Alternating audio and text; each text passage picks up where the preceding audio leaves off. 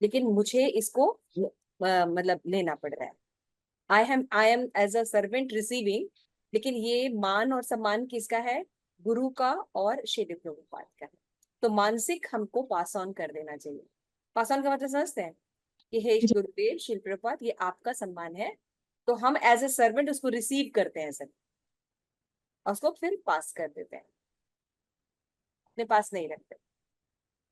Thank you सो है ना? Much. क्योंकि हमारे पास जो कुछ भी है, जैसे किसी को हम प्रीच कर रहे हैं या कुछ कर रहे हैं, तो कोई हमें प्रणाम करते हैं या कोई रिस्पेक्ट देते हैं, तो एक्चुअल में वो हमें रिस्पेक्ट नहीं दे रहे हैं, वो उस ज्ञान को रिस्पेक्ट दे रहे हैं, वो शिल प्रभुपाद की जो मूवमेंट है उसको रिस्पेक्ट दे रहे हैं। तो हम एज ए सर्वेंट उनको रिसीव करके अपने जो मालिक है उनको वो दे देना चाहिए, है ना? लेकिन हम ऐसा नहीं करते, है ना? तो हम उसको खुद को ही थोड़े दिन में मानने लगते हैं कि हम ही, है ना? तो आपको याद होगा कि महाराज हमेशा एक स्टोरी सुनाते हैं कि एक बार ईसा मसीह जो है वो गधे पे बैठ के किसी आ, जा रहे थे, है ना, गांव की तरफ जा रहे थे। तो गधा जो है वो देखता है कि गांव में एंट्री होते ही बड़ा मान सम्मान हो रहा है, लोग फ्लावर उस फेंक रहे हैं और प्रणाम कर रहे हैं। तो उस गधे को लगा कि ये सारी चीजें हैं मेरे लिए की जा रही हैं, लेकिन एक्चुअली वो ईसा मसीह के लिए थी, है ना?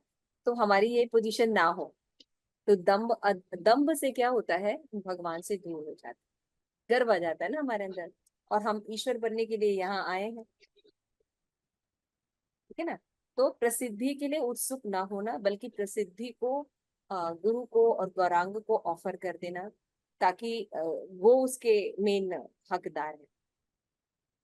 क्योंकि जब हम प्रसिद्धि को लेंगे तो हम, हमारी प्रसिद्धि है नहीं, और हमें प्रसिद्धि रखने भी नहीं आए, तो हम जो है अनर्थों में फंस जाएंगे और हमारी भक्ति जो है वो लॉस्ट हो जाएगी, ठीक है ना?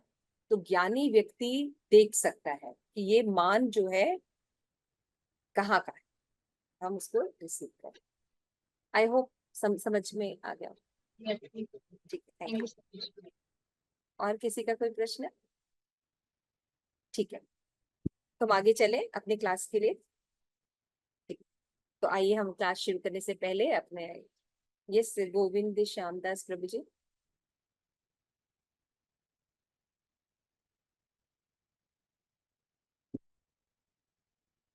अनम्यूट करिए प्रभु जी अपने आप को। हाँ, हरे कृष्णा माता जी। आवाज आ रहा है? हाँ जी, हाँ जी। ओ माता जी, मैं आज 2 दिन से सफर में हूँ। तो मेरा कैसा क्या होगा, क्यों नेटवर्क करते नहीं रहता है? मैं 2 दिन से सफर में हूँ। अभी चौथे रोज मैं इस्कॉन आ रहा हूँ, पहुंचेंगे उधर, हमारा सेवा रहता है।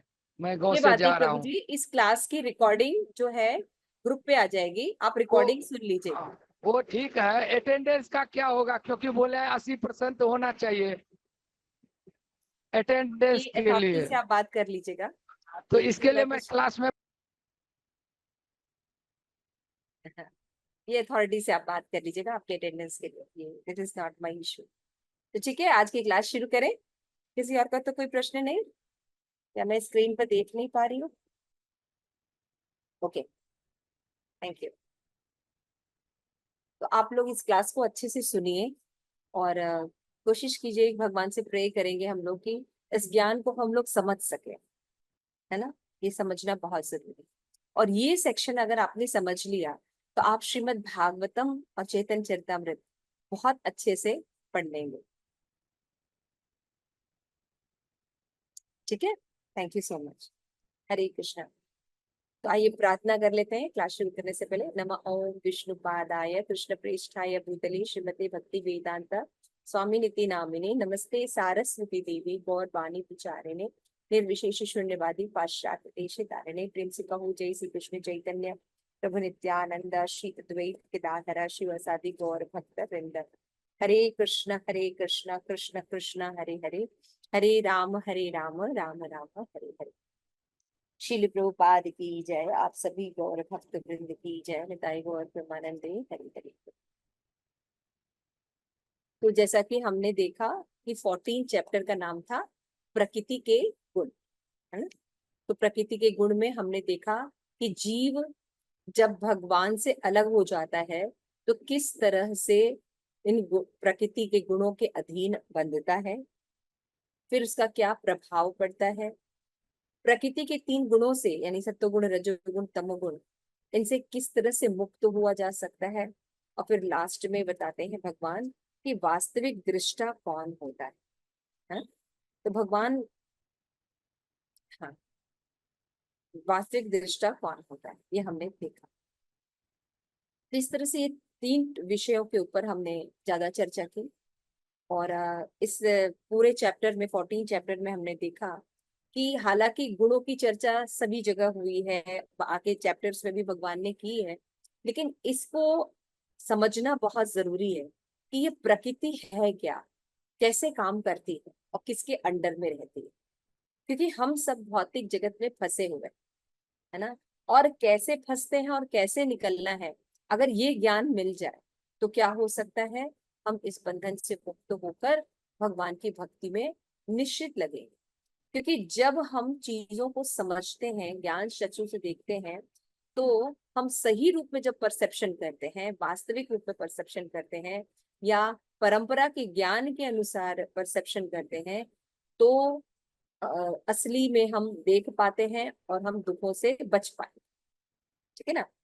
लेकिन तो नेक्स्ट क्वेश्चन होता है कि ठीक है, हम ये बात समझ गए कि हम जो है प्रकृति के गुणों में फंसे हुए हैं, और केवल भगवत भक्ति के द्वारा, है ना। भगवान ने 26 श्लोक में कहा है, माँ च योग अव्यभिचारेण भक्ति योगेन सेवते सगुण गुणात सम्मितेन न ब्रह्म भूयाय कल्पते।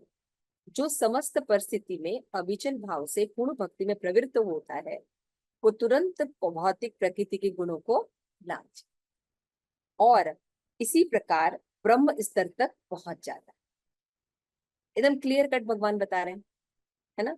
तो जो ज्ञानी भक्त होते हैं, उनका लक्ष्य होता है मोक्ष प्राप्त करना या ब्रह्म साक्षात्कार की ओर जाना। तो हमने बताया था कि भगवान का साक्षात्कार श्रीमद् भागवतम में बताया गया है, कृष्णेति परमात्मेति भगवानेति शब्द। 3 स्तर पर ये अद्वैय नॉलेज, है ना। अद्वैय नॉलेज का मतलब भगवान के बारे में ही नॉलेज है, लेकिन हाफ नॉलेज है या कम नॉलेज है। तो ब्रह्म रियलाइजेशन में जीव केवल ये जानता है कि भगवान जो है सत्य है, भगवान एक प्रकाश है ना। और कौन है परम सत्य, क्या है उनका, क्या नेचर है उनका, क्या नाम है, कोई जानकारी नहीं है। तो ये ब्रह्म साक्षात्कार भी परम सत्य की फर्स्ट रियलाइजेशन। तो ज्ञानी जो होते हैं उनका लक्ष्य यही होता है, वो उसके ऊपर की फिलॉसफी नहीं समझते। तो भगवान यहाँ पे परमात्मा की बात लेके आ रहे हैं कि एटलीस्ट परमात्मा रियलाइजेशन करें, जिससे कि आगे की ओर हम प्रोसीड कर सके भगवान रियलाइजेशन की तरफ, ठीक है ना। तो भगवान की रियलाइजेशन होना बहुत जरूरी है। तो धीरे धीरे भगवान जो है ब्रह्म से परमात्मा का एंड किया, लास्ट में बताया ना कि परमात्मा रियलाइजेशन सब कुछ होता है, परमात्मा के गुण बताए भगवान ने, है ना। धीरे धीरे भगवान ब्रह्म से परमात्मा की तरफ लेके जा रहे हैं। अब पूर्ण रूप से पुरुषोत्तम भगवान श्री कृष्ण के बारे में अब नेक्स्ट चैप्टर में हम देखेंगे, क्योंकि भगवान ने एंड करते समय कहा कि यदि हम वास्तविक दृष्टा बन जाएं, यानी परमात्मा के प्रति दृष्टिकोण हमारा सही हो जाए, तो हम क्या कर सकते हैं, ब्रह्म स्तर को प्राप्त कर सकते हैं, चरम सुख का स्वाभाविक पद को प्राप्त कर सकते हैं, ठीक है ना।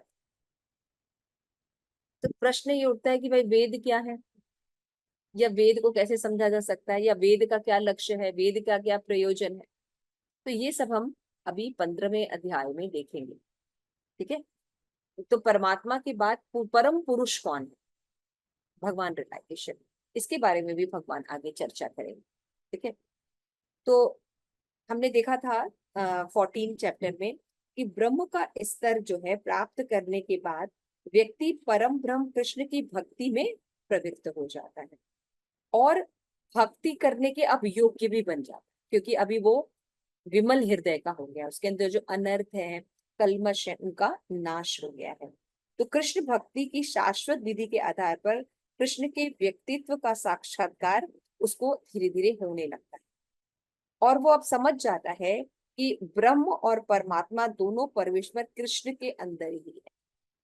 वो सही रियलाइजेशन की तरफ पहुंचता है कि कृष्ण जो है ये ब्रह्म और परमात्मा के स्रोत हैं, क्योंकि भगवान ने कहा है पिछले श्लोक में, याद है आपको, ब्रह्मणो ही प्रतिष्ठा अहम, है ना, इस ब्रह्म को मैं गर्भस्थ करता हूं, है ना। ब्रह्म मतलब महातत्व, महातत्व की उत्पत्ति भगवान, मतलब महातत्व से पूरी सृष्टि प्रकृति बनी है। और भगवान कहते हैं ये महातत्व, ये जो ब्रह्म है, ये जो है इसको मैं धारण कर, यानी कृष्ण ब्रह्म के स्रोत हैं, ब्रह्म कृष्ण का स्रोत नहीं है। ये बात बिल्कुल क्लियर हो गई, है ना। और लास्ट में हमने देखा था कि ब्रह्मणो ही प्रतिष्ठा, है ना, यहाँ पे याद आया। तो इस तरह से हमने देखा था। तो अब जीव ये बात शास्त्र पढ़ने समझ जाता है कि ब्रह्म और परमात्मा दोनों के स्रोत कृष्ण हैं। अतः ब्रह्म तथा शाश्वत तत्व का साक्षात्कार कृष्ण के प्रति जब हम भक्ति करते हैं तो वो जागृत होता है। और कृष्ण की शुद्ध भक्ति में जो व्यक्ति आनंद लेता है वो अगाध आनंद होता है, यानी भगवान का सत्य, चित्त और आनंद तीनों एस्पेक्ट को वो पूरी तरह से लेता है।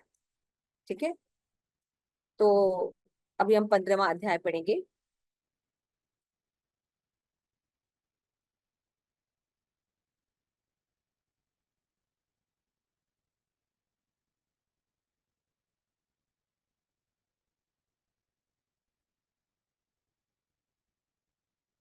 यहाँ पे हम देखेंगे कि जो 14 चैप्टर है उसमें हमने देखा कि those force that simultaneously restrict and control a soul within his field of activity, है ना। तो इसको किस तरह से जीव जो है, हमने देखा था क्षेत्र होता है और क्षेत्र का वो होता है कर्म क्षेत्र होता है ना। शरीर के फिर 24 एलिमेंट्स हमने देखे थे। तो किस तरह वो 24 एलिमेंट्स में बंधता है, तो उसको भगवान एक एनालॉजी, रूपक या दृष्टांत के अनुसार समझा रहे हैं, है ना। वो है दृष्टांत एक अश्वत्थ वृक्ष, ठीक है ना। अश्वत्थ यानी बैनियन ट्री होता है ना, तो उसको रूपक के रूप में समझाएंगे अभी भगवान पुरुषोत्तम योग में। तो इस एनालॉजी के द्वारा भगवान ये समझाने की कोशिश कर रहे हैं कि किस तरह से जीव जो है इस भौतिक जगत में बंध जाता है और इससे बाहर निकलना बहुत कठिन है। और इससे फिर भगवान ये भी बताएंगे कि किस तरह से बाहर निकला जा सकता है। हालांकि भगवान ने बता दिया है, लेकिन अब जैसे होता है ना, जैसे किसी को जब बच्चे होते हैं, है ना, तो बच्चों को अगर मान लीजिए कोई बात बताए, देखो बेटा ऐसे नहीं करना चाहिए, है ना, ये करने से ये होगा, लेकिन उसको शायद बड़ी बातें नहीं समझ में आती, तो हम उसको एग्जाम्पल देके बताते हैं, जिससे बच्चा बहुत आराम से समझ जाता है चीजों को, है ना। तो उसी तरह से भगवान भी हमें ये समझा रहे हैं कि जो जीव है वो किस तरह से बंधन में फंसा हुआ है और कैसे इससे निकला जा सकता है। इसको भगवान एक रूपक या दृष्टांत देके अभी और समझाएंगे। और भगवान फिर अपने बारे में, यानी पुरुष में उत्तम पुरुष क्या है, इसके बारे में भगवान बताएंगे। ठीक है,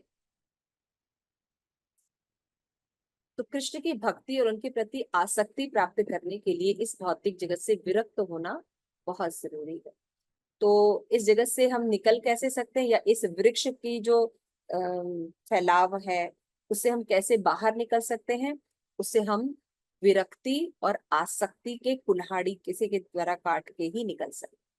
देखिए, अगर जो छोटा मोटा पौधा रहता है, कोमल स्तर पर रहता है, तो आप उसको उखाड़ सकते हैं, है ना। लेकिन अगर वो बड़ा झाड़ बन गया है और कई जगह फैल गया, आप लोगों ने देखा होगा पीपल का पेड़, है ना, देखा होगा ना, पीपल का पेड़ देखा है आप लोगों ने, बरगद का पेड़, है ना। तो उसका फैलाव देखा है आपने, वो बहुत ज्यादा जमीन मतलब ऊपर भी होता है, उसकी जड़ें नीचे की तरफ भी होती हैं। तो उससे उसको काटना या निकलना इतना आसान नहीं होता है। तो भगवान कह रहे हैं उसी तरह से ये जो प्रकृति के 3 गुणों में जीव फंस जाता है और इस प्रकृति के बंधन से निकलना इतना आसान नहीं होता है।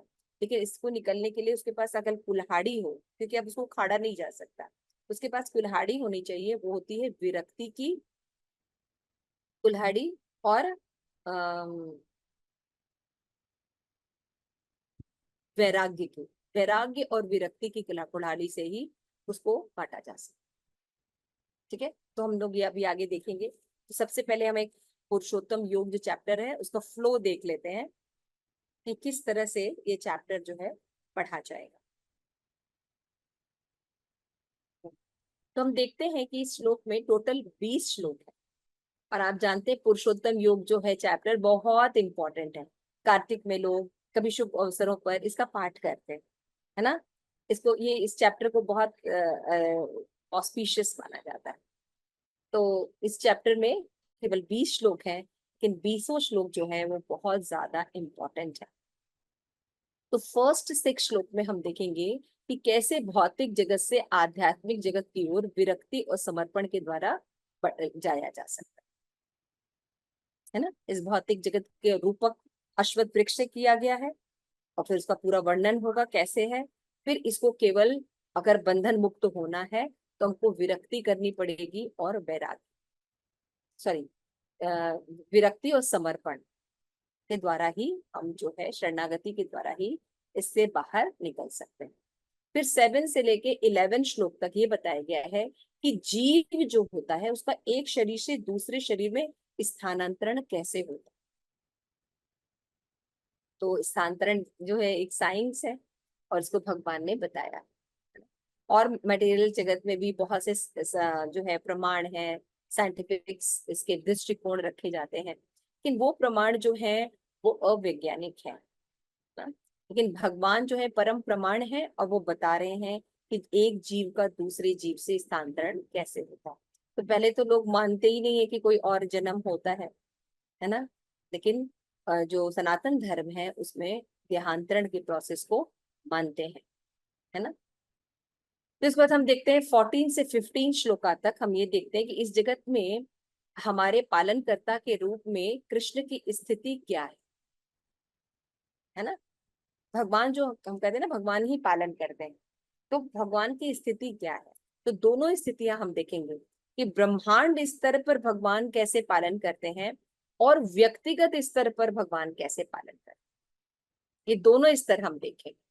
फिर उसके बाद हम देखेंगे कि भगवान बताते हैं 16 से लेके 18 तक कि जो वेद हैं या वेदांत हैं इनको पढ़ने से क्या सार प्राप्त करना चाहिए,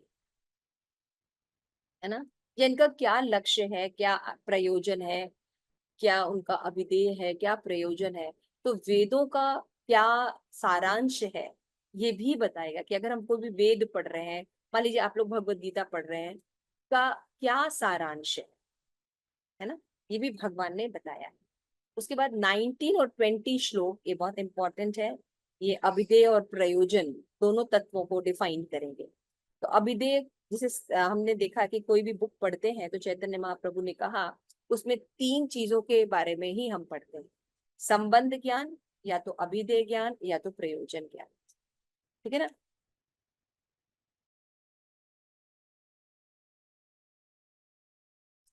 तो संबंध ज्ञान, अभिधेय ज्ञान और प्रयोजन। या तो हम ये देखते हैं कि हमारा भगवान के साथ क्या संबंध है, इसके बारे में उस बुक में चर्चा हो रही होती है, या अभिधेय के बारे में चर्चा हो रही थी कि क्या प्रोसेस है कि हम जो है भगवान को वापस प्राप्त कर सके, है ना। और या तो लक्ष्य के बारे में बात हो रही होती है, तीनों के बारे में भी हो सकती है, एक के बारे में भी चर्चा हो सकती है। तो 19 और 20 जो श्लोक है वो अभिधेय है 19 श्लोक, और 20वां श्लोक जो है प्रयोजन को डिफाइन करता है। इसमें वो बताते हैं कि कृष्ण को जानने का अर्थ है सब कुछ जान लेना, इसलिए जानना बहुत जरूरी है ना। तो कृष्ण को जानकर एक मनुष्य उनकी भक्ति करता है और समझता है कि ज्ञान, साक्षात्कार और पूर्णता किस प्रकार कृष्ण को जानने से प्राप्त हो सकती। तो ज्ञान की पूर्णता कृष्ण को पुरुषोत्तम के रूप में जानने पर ही हो सकती, यही प्रयोजन है। तो इसको ये सब चैप्टर जो है बहुत इंपॉर्टेंट है, बहुत ऑस्पिशियस है और हम सब जो है वो देखेंगे। तो यहाँ पे हम देखते हैं कि जो फर्स्ट 5 वर्स हैं उसमें क्या बताया गया है कि जो जीव है, जीव में कई अनर्थ होते हैं। एक अनर्थ होता है हृदय दौर्बल्यम, है ना। तो हृदय दौर्बल्यम में जनरली 2 चीजों के कारण हृदय दौर्बल्य होता है ना। तो होता है पहला कारण क्या है कि भौतिक जगत पर जीव की प्रभुत्व जताने की इच्छा होती है, स्वामी बनने की इच्छा, इसके कारण हृदय दौर्बल्यम नामक अनर्थ होता है। और दूसरा होता है कि जब वो प्रभुत्व जताना चाहता है तो इस जगत के प्रति आसक्त हो जाता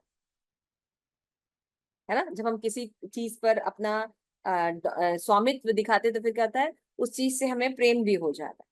तो जगत को, प्रकृति को जीव जो है वो अपना स्वामित्व दिखाता है ना, कि मैं लॉर्ड हूँ, मैं इसको कंट्रोल कर सकता हूँ।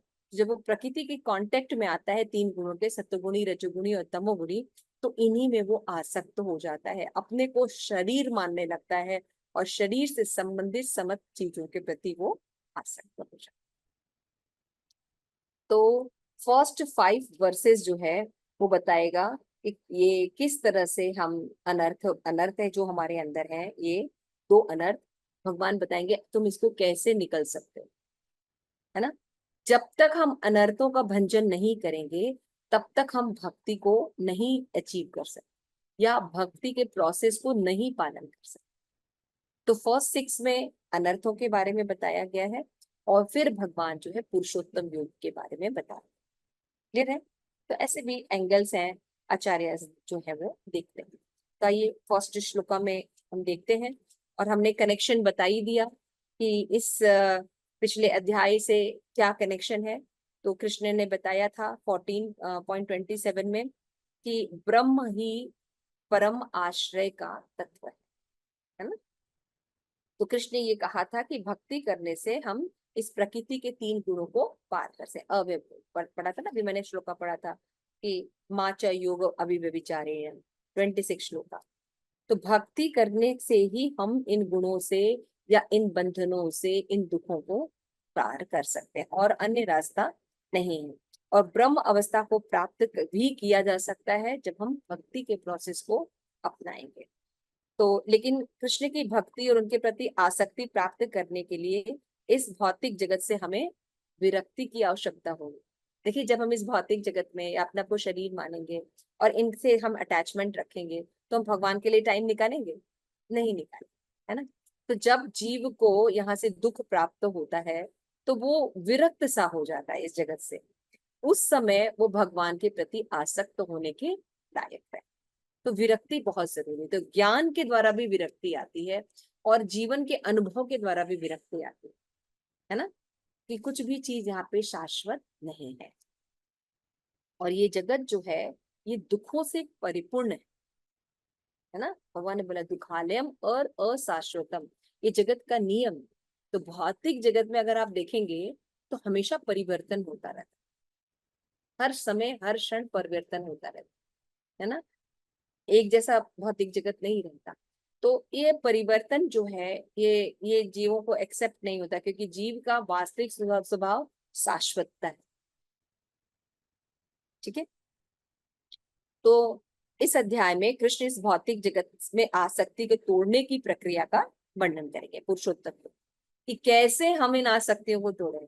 तो कुंती महारानी ने, आपको याद है, श्रीमद् भागवतम में भी ये प्रार्थना की थी कि भगवान मुझे आप अपने प्रति आसक्त कर लीजिए और ये वृषणी है और जो जन है हमारे, इनसे हम कैसे विरक्त हो सके, ये आप ही कर सकते हैं।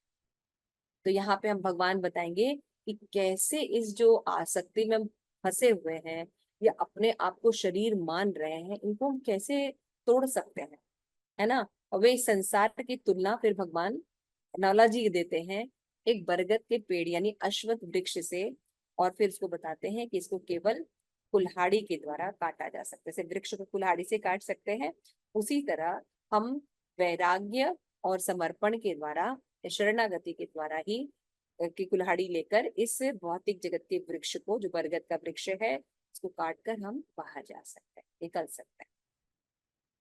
इसके बाद परम पुरुष योग का भी वर्णन करेंगे कि पुरुषोत्तम यानी पुरुषों में उत्तम पुरुष कौन है, वो भगवान है, वो क्या है। तो भक्ति योग का महत्व जानने के बाद कोई पूछ सकता है कि वेदों के बारे में या वेद क्या होते हैं, उनका क्या प्रयोजन होता है, तो इसके बारे में भी इस अध्याय में भगवान वर्णन करेंगे। तो आइए हम फर्स्ट 6 श्लोका में, फर्स्ट सेक्शन में चलते हैं, जिसमें हम देखेंगे कि भौतिक जगत से आध्यात्मिक जगत की ओर कैसे विरक्ति और समर्पण के द्वारा जाए। पहला श्लोक हम पढ़ते हैं। श्री भगवान उवाच ऊर्ध्वमूल अश्वत्थ शाखा उधर मूलम अधः शाखा अश्वत्थं प्राहु अव्ययम् छंदासि यस्य पर्णानि यः तं वेद स वेदिता। ठीक है, ये श्लोक बहुत इंपॉर्टेंट है, आप लोगों को लर्न करना चाहिए। और ये श्लोक कई बार कई जगह पे शिल प्रभुपाद यूज करते हैं, और ये एनालॉजी बहुत ही अच्छी है।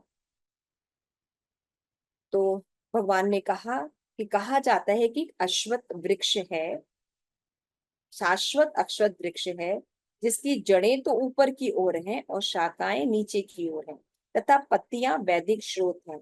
जो इस वृक्ष को जानता है वो वेदों को का ज्ञाता है। इस वृक्ष के बारे में जो पूरी जानकारी रखता है वो ही असली में वेदों को पढ़ा हुआ। तात्पर्य, कोई रीडिंग करना चाहेगा?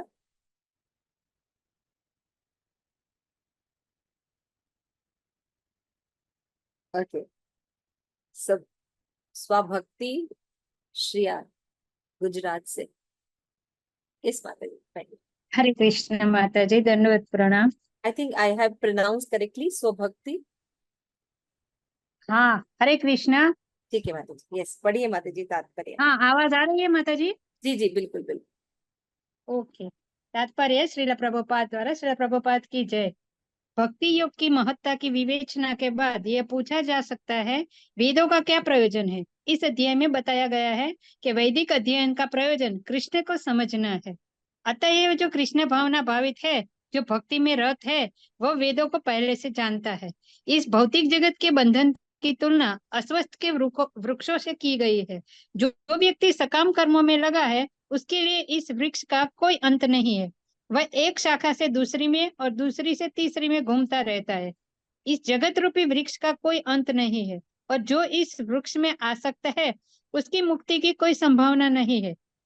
वैदिक स्रोत जो आत्मोन्नति के लिए है, वे ही इस वृक्ष के पत्ते हैं। इस वृक्ष की जड़ें ऊपर की ओर बढ़ती है, क्योंकि वे इस ब्रह्मांड के सर्वोच्च लोक से प्रारंभ होती है, जहाँ पर ब्रह्मा स्थित है।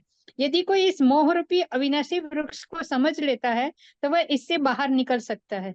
बाहर निकलने की इस विधि को जानना आवश्यक है। पिछले अध्यायों में बताया जा चुका है कि भवबंधन से निकलने की कई विधियां हैं। हम 13वें अध्याय तक यह देख चुके हैं कि भगवत भक्ति की सर्वोत्कृष्ट विधि, भगवत भक्ति ही सर्वोत्कृष्ट विधि है। भक्ति का मूल सिद्धांत है भौतिक कार्य से विरक्ति तथा भगवान की दिव्य सेवा में अनुरक्ति। इस अध्याय के प्रारंभ में संसार से आसक्ति तोड़ने की विधि का वर्णन हुआ है। इस संसार की जड़ें ऊपर को बढ़ती है। इसका इसका अर्थ है कि ब्रह्मांड के सर्वोच्च लोक से पूर्ण भौतिक पदार्थ से यह प्रक्रिया शुरू होती है। वहीं से सारे ब्रह्मांड का विस्तार होता है, जिसमें अनेक लोक उसकी शाखाओं के रूप में होते हैं। इसके फल जीवों के कर्मों के फल के अर्थात धर्म, अर्थ, काम तथा मोक्ष के द्योतक है। यद्यपि इस संसार में ऐसे वृक्ष का जिसकी शाखाएं नीचे की ओर हो और जड़ें ऊपर की ओर हो, कोई अनुभव नहीं है। किंतु बात कुछ ऐसी है। ऐसा वृक्ष जलाशय के निकट पाया जा सकता है। हम देख सकते हैं जलाशय के तट पर उगे वृक्ष का प्रतिबिंब जल में पड़ता है, तो उसकी जड़ें ऊपर तथा शाखाएं नीचे की ओर दिखती है। दूसरे शब्दों में यह जगत रूपी वृक्ष आध्यात्मिक जगत रूपी वास्तविक वृक्ष का प्रतिबिंब मात्र है। इस आध्यात्मिक जगत का प्रतिबिंब हमारी इच्छाओं में स्थित है।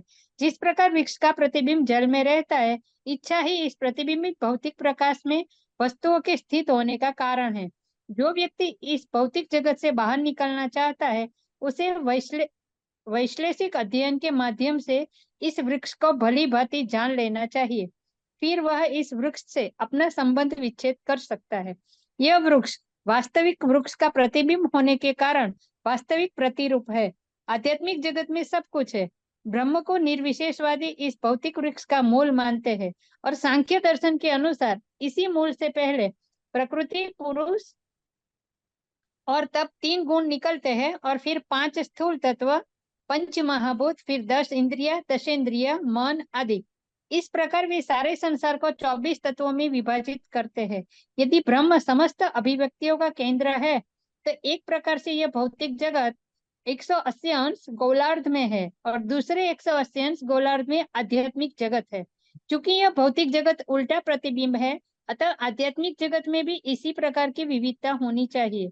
प्रकृति परमेश्वर की बहिरंगा शक्ति है, और पुरुष साक्षात परमेश्वर है। इसकी व्याख्या भगवत गीता में हो चुकी है। चूंकि यह अभिव्यक्ति भौतिक है अतः क्षणिक है। प्रतिबिंब भी क्षणिक होता है क्योंकि कभी वह दिखता है और कभी नहीं दिखता, परंतु वह स्रोत जहां से यह प्रतिबिंबित होता है, जहां से यह प्रतिबिंब प्रतिबिंबित होता है, शाश्वत है। वास्तविक वृक्ष के भौतिक प्रतिबिंब का विच्छेदन करना होता है। जब कोई कहता है कि अमुक व्यक्ति वेद जानता है, तो इसे समझा जाता है कि वह इस जगत की आसक्ति से विच्छेद करना जानता है। यदि वह इस विधि को जानता है तो समझिए कि वह वास्तव में वेदों को जानता है। जो व्यक्ति वेदों के कर्मकांड द्वारा आकृष्ट होता है, वह इस वृक्ष की सुंदर हरी पत्तियों से आकृष्ट होता है। वह वेदों के वास्तविक उद्देश्य को नहीं जानता। वेदों का उद्देश्य भगवान ने स्वयं प्रकट किया है, और वह है इस प्रतिबिंबित वृक्ष को काटकर आध्यात्मिक जगत के वास्तविक वृक्ष को प्राप्त करना। हरे कृष्ण माता जी, दंडवत हरे कृष्णा। प्रणाम। तो आप सब देख रहे हैं ये कितना इम्पोर्टेंट परपोर्ट है ना। तो यहाँ पे भगवान ने एक एनालॉजी के द्वारा ये समझाया है कि ये भौतिक जगत कैसे है और इसको कैसे यहाँ से निकला जा सकता है। तो जनरली लोग जो है जब प्रकृति के गुणों में आसक्त हो जाते हैं तो सकाम कर्म में बंध जाते, है ना।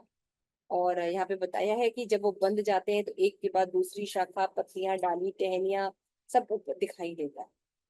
तो एक वृक्ष जो है वो अगर कोई कोई भी चीज रहती है, कोई भी वस्तु रहती है, तो उसका प्रतिबिंब जब देखा जाता है चाहे पानी पर या जमीन पे, तो वो प्रतिबिंब वैसा ही नहीं दिखता, उल्टा दिखता है ना। जैसे अभी हम यहाँ पे कोई शब्द यहाँ पे कृष्ण लिख के आप लोगों को यहाँ से मैं दिखाऊं तो आप लोगों को वहां पे उल्टा दिखाई देगा, है ना।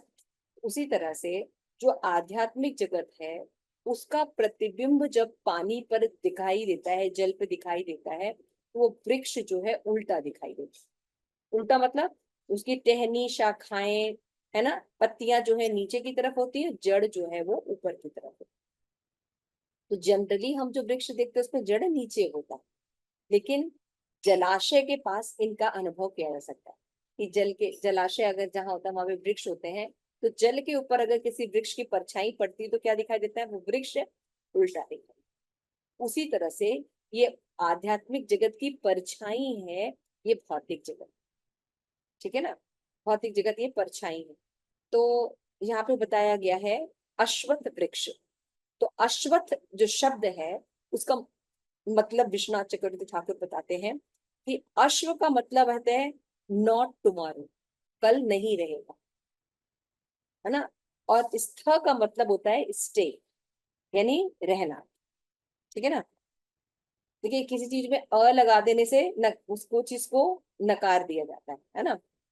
जैसे कि हम अश्वत्थ बोल रहे हैं, तो स्वस्थ जो है वो वर्ड है मतलब स्टे करना, शाश्वत रहना। लेकिन अ लगाने पर क्या हो गया, वो जो कल नहीं रहेगा, है ना। तो इस अश्वत्थ वृक्ष का मतलब होता है that which will not exist tomorrow, जो कल एग्जिस्ट नहीं करेगा। तो मटेरियल वर्ल्ड की तुलना जो है वो इसी से की गई है कि ये अशाश्वत है। तो एक अशाश्वत दोनों के लिए, डिवोटीज के लिए भी है, नॉन डिवोटीज के लिए। तो डिवोटीज के लिए कैसे अशाश्वत है कि भाई डिवोटी आज यहाँ पे भौतिक जगत में है, भक्ति कर रहा है, और कल को वो भगवत धाम चला जाएगा। तो वो उसके लिए इस स्पिरिचुअल वर्ल्ड को अटेंड करने के बाद इस मटेरियल जगत में लौटना नहीं है, तो इसलिए उसके लिए ये एग्जिस्ट नहीं करता। लेकिन नॉन डिवोटी के लिए भी ये वृक्ष जो है नॉट एग्जिस्ट करेगा। क्यों? क्योंकि आज वो जिन चीजों से आसक्त है, धन कमाने से, घर बनाने से, मकान बनाने से, है ना, तो कल वो चीजें नहीं रहेंगी, है ना। तो भौतिक जगत से हमारा कोई लेना देना नहीं है, ना हम इसको क्रिएट करते हैं, ना पालन करते हैं, ना संहार कर सकते हैं। लेकिन हम भ्रम के कारण इसको अपना मानते हैं, है ना। हम अपनी पहचान जो है, आइडेंटिटी जो है, इस शरीर से 24 तत्वों से जो बना हुआ है, जो हमने पीछे पढ़ा, उसका मानने लगते हैं। लेकिन हम तो आत्मा है। तो क्योंकि ये चीज भौतिक जगत से हमारा कोई लेना देना नहीं है, इसलिए मृत्यु के बाद हम एक सुई भी यहाँ से लेके नहीं जा पाते, और जीवन भर हम यहाँ पे इस जगत को मेंटेन करने में, अपने शरीर को मेंटेन करने में, और अपने शरीर के संबंधियों को मेंटेन करने में पूरा मनुष्य जीवन जो है वो खत्म।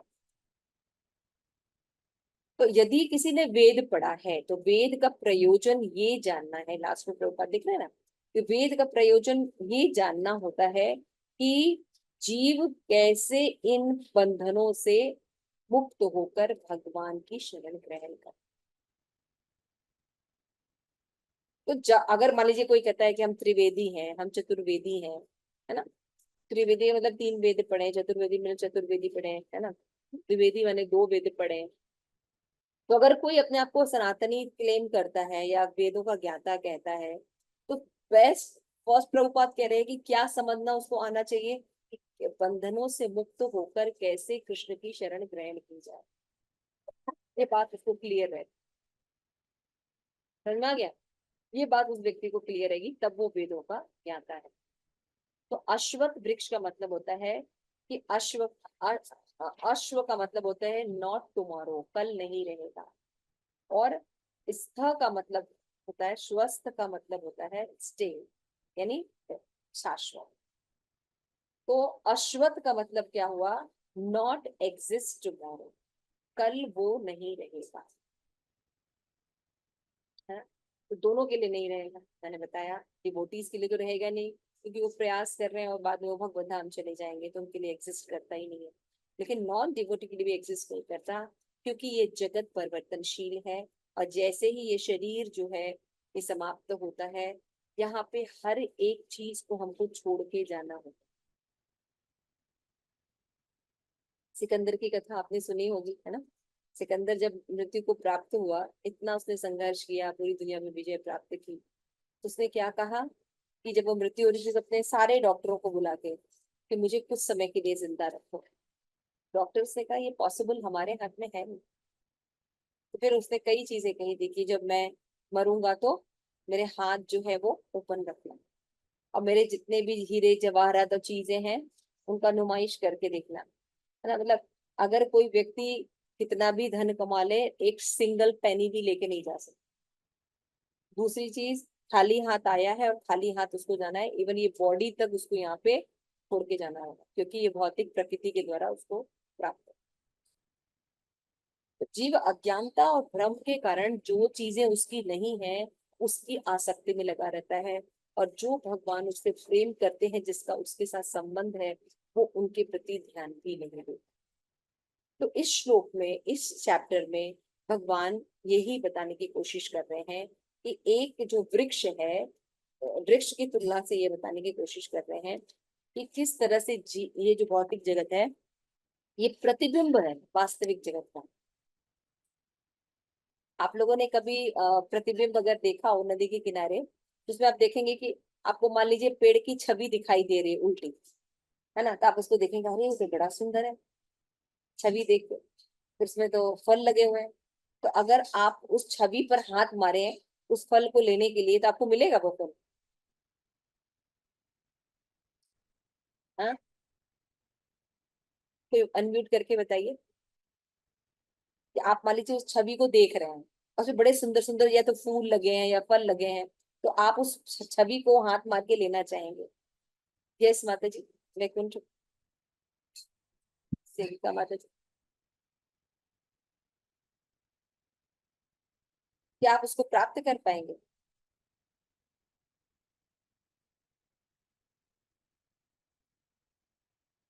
अनम्यूट है माता जी आप, नहीं कर पाएंगे। आप सर हिला के बता रहे हैं कि हम उसको प्राप्त नहीं कर पाएंगे क्योंकि वो परछाई है ना।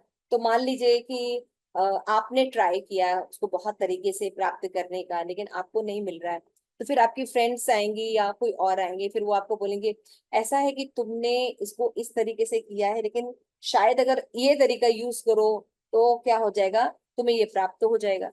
फिर वो भी और तरीके बताएंगे, लेकिन क्या है, चरणित चरणवा नाम प्रहलाद महाराज ने कहा है नहीं ना, करते, सर्वे तो चरणित चरण चरणवा। जी माता जी नहीं कर पाए। तो वो और भी मेथड्स बताएं, फिर भी आप इस उसको नहीं ले पाएंगे, प्रतिबिंब इससे वास्तविक सुख नहीं मिलता है।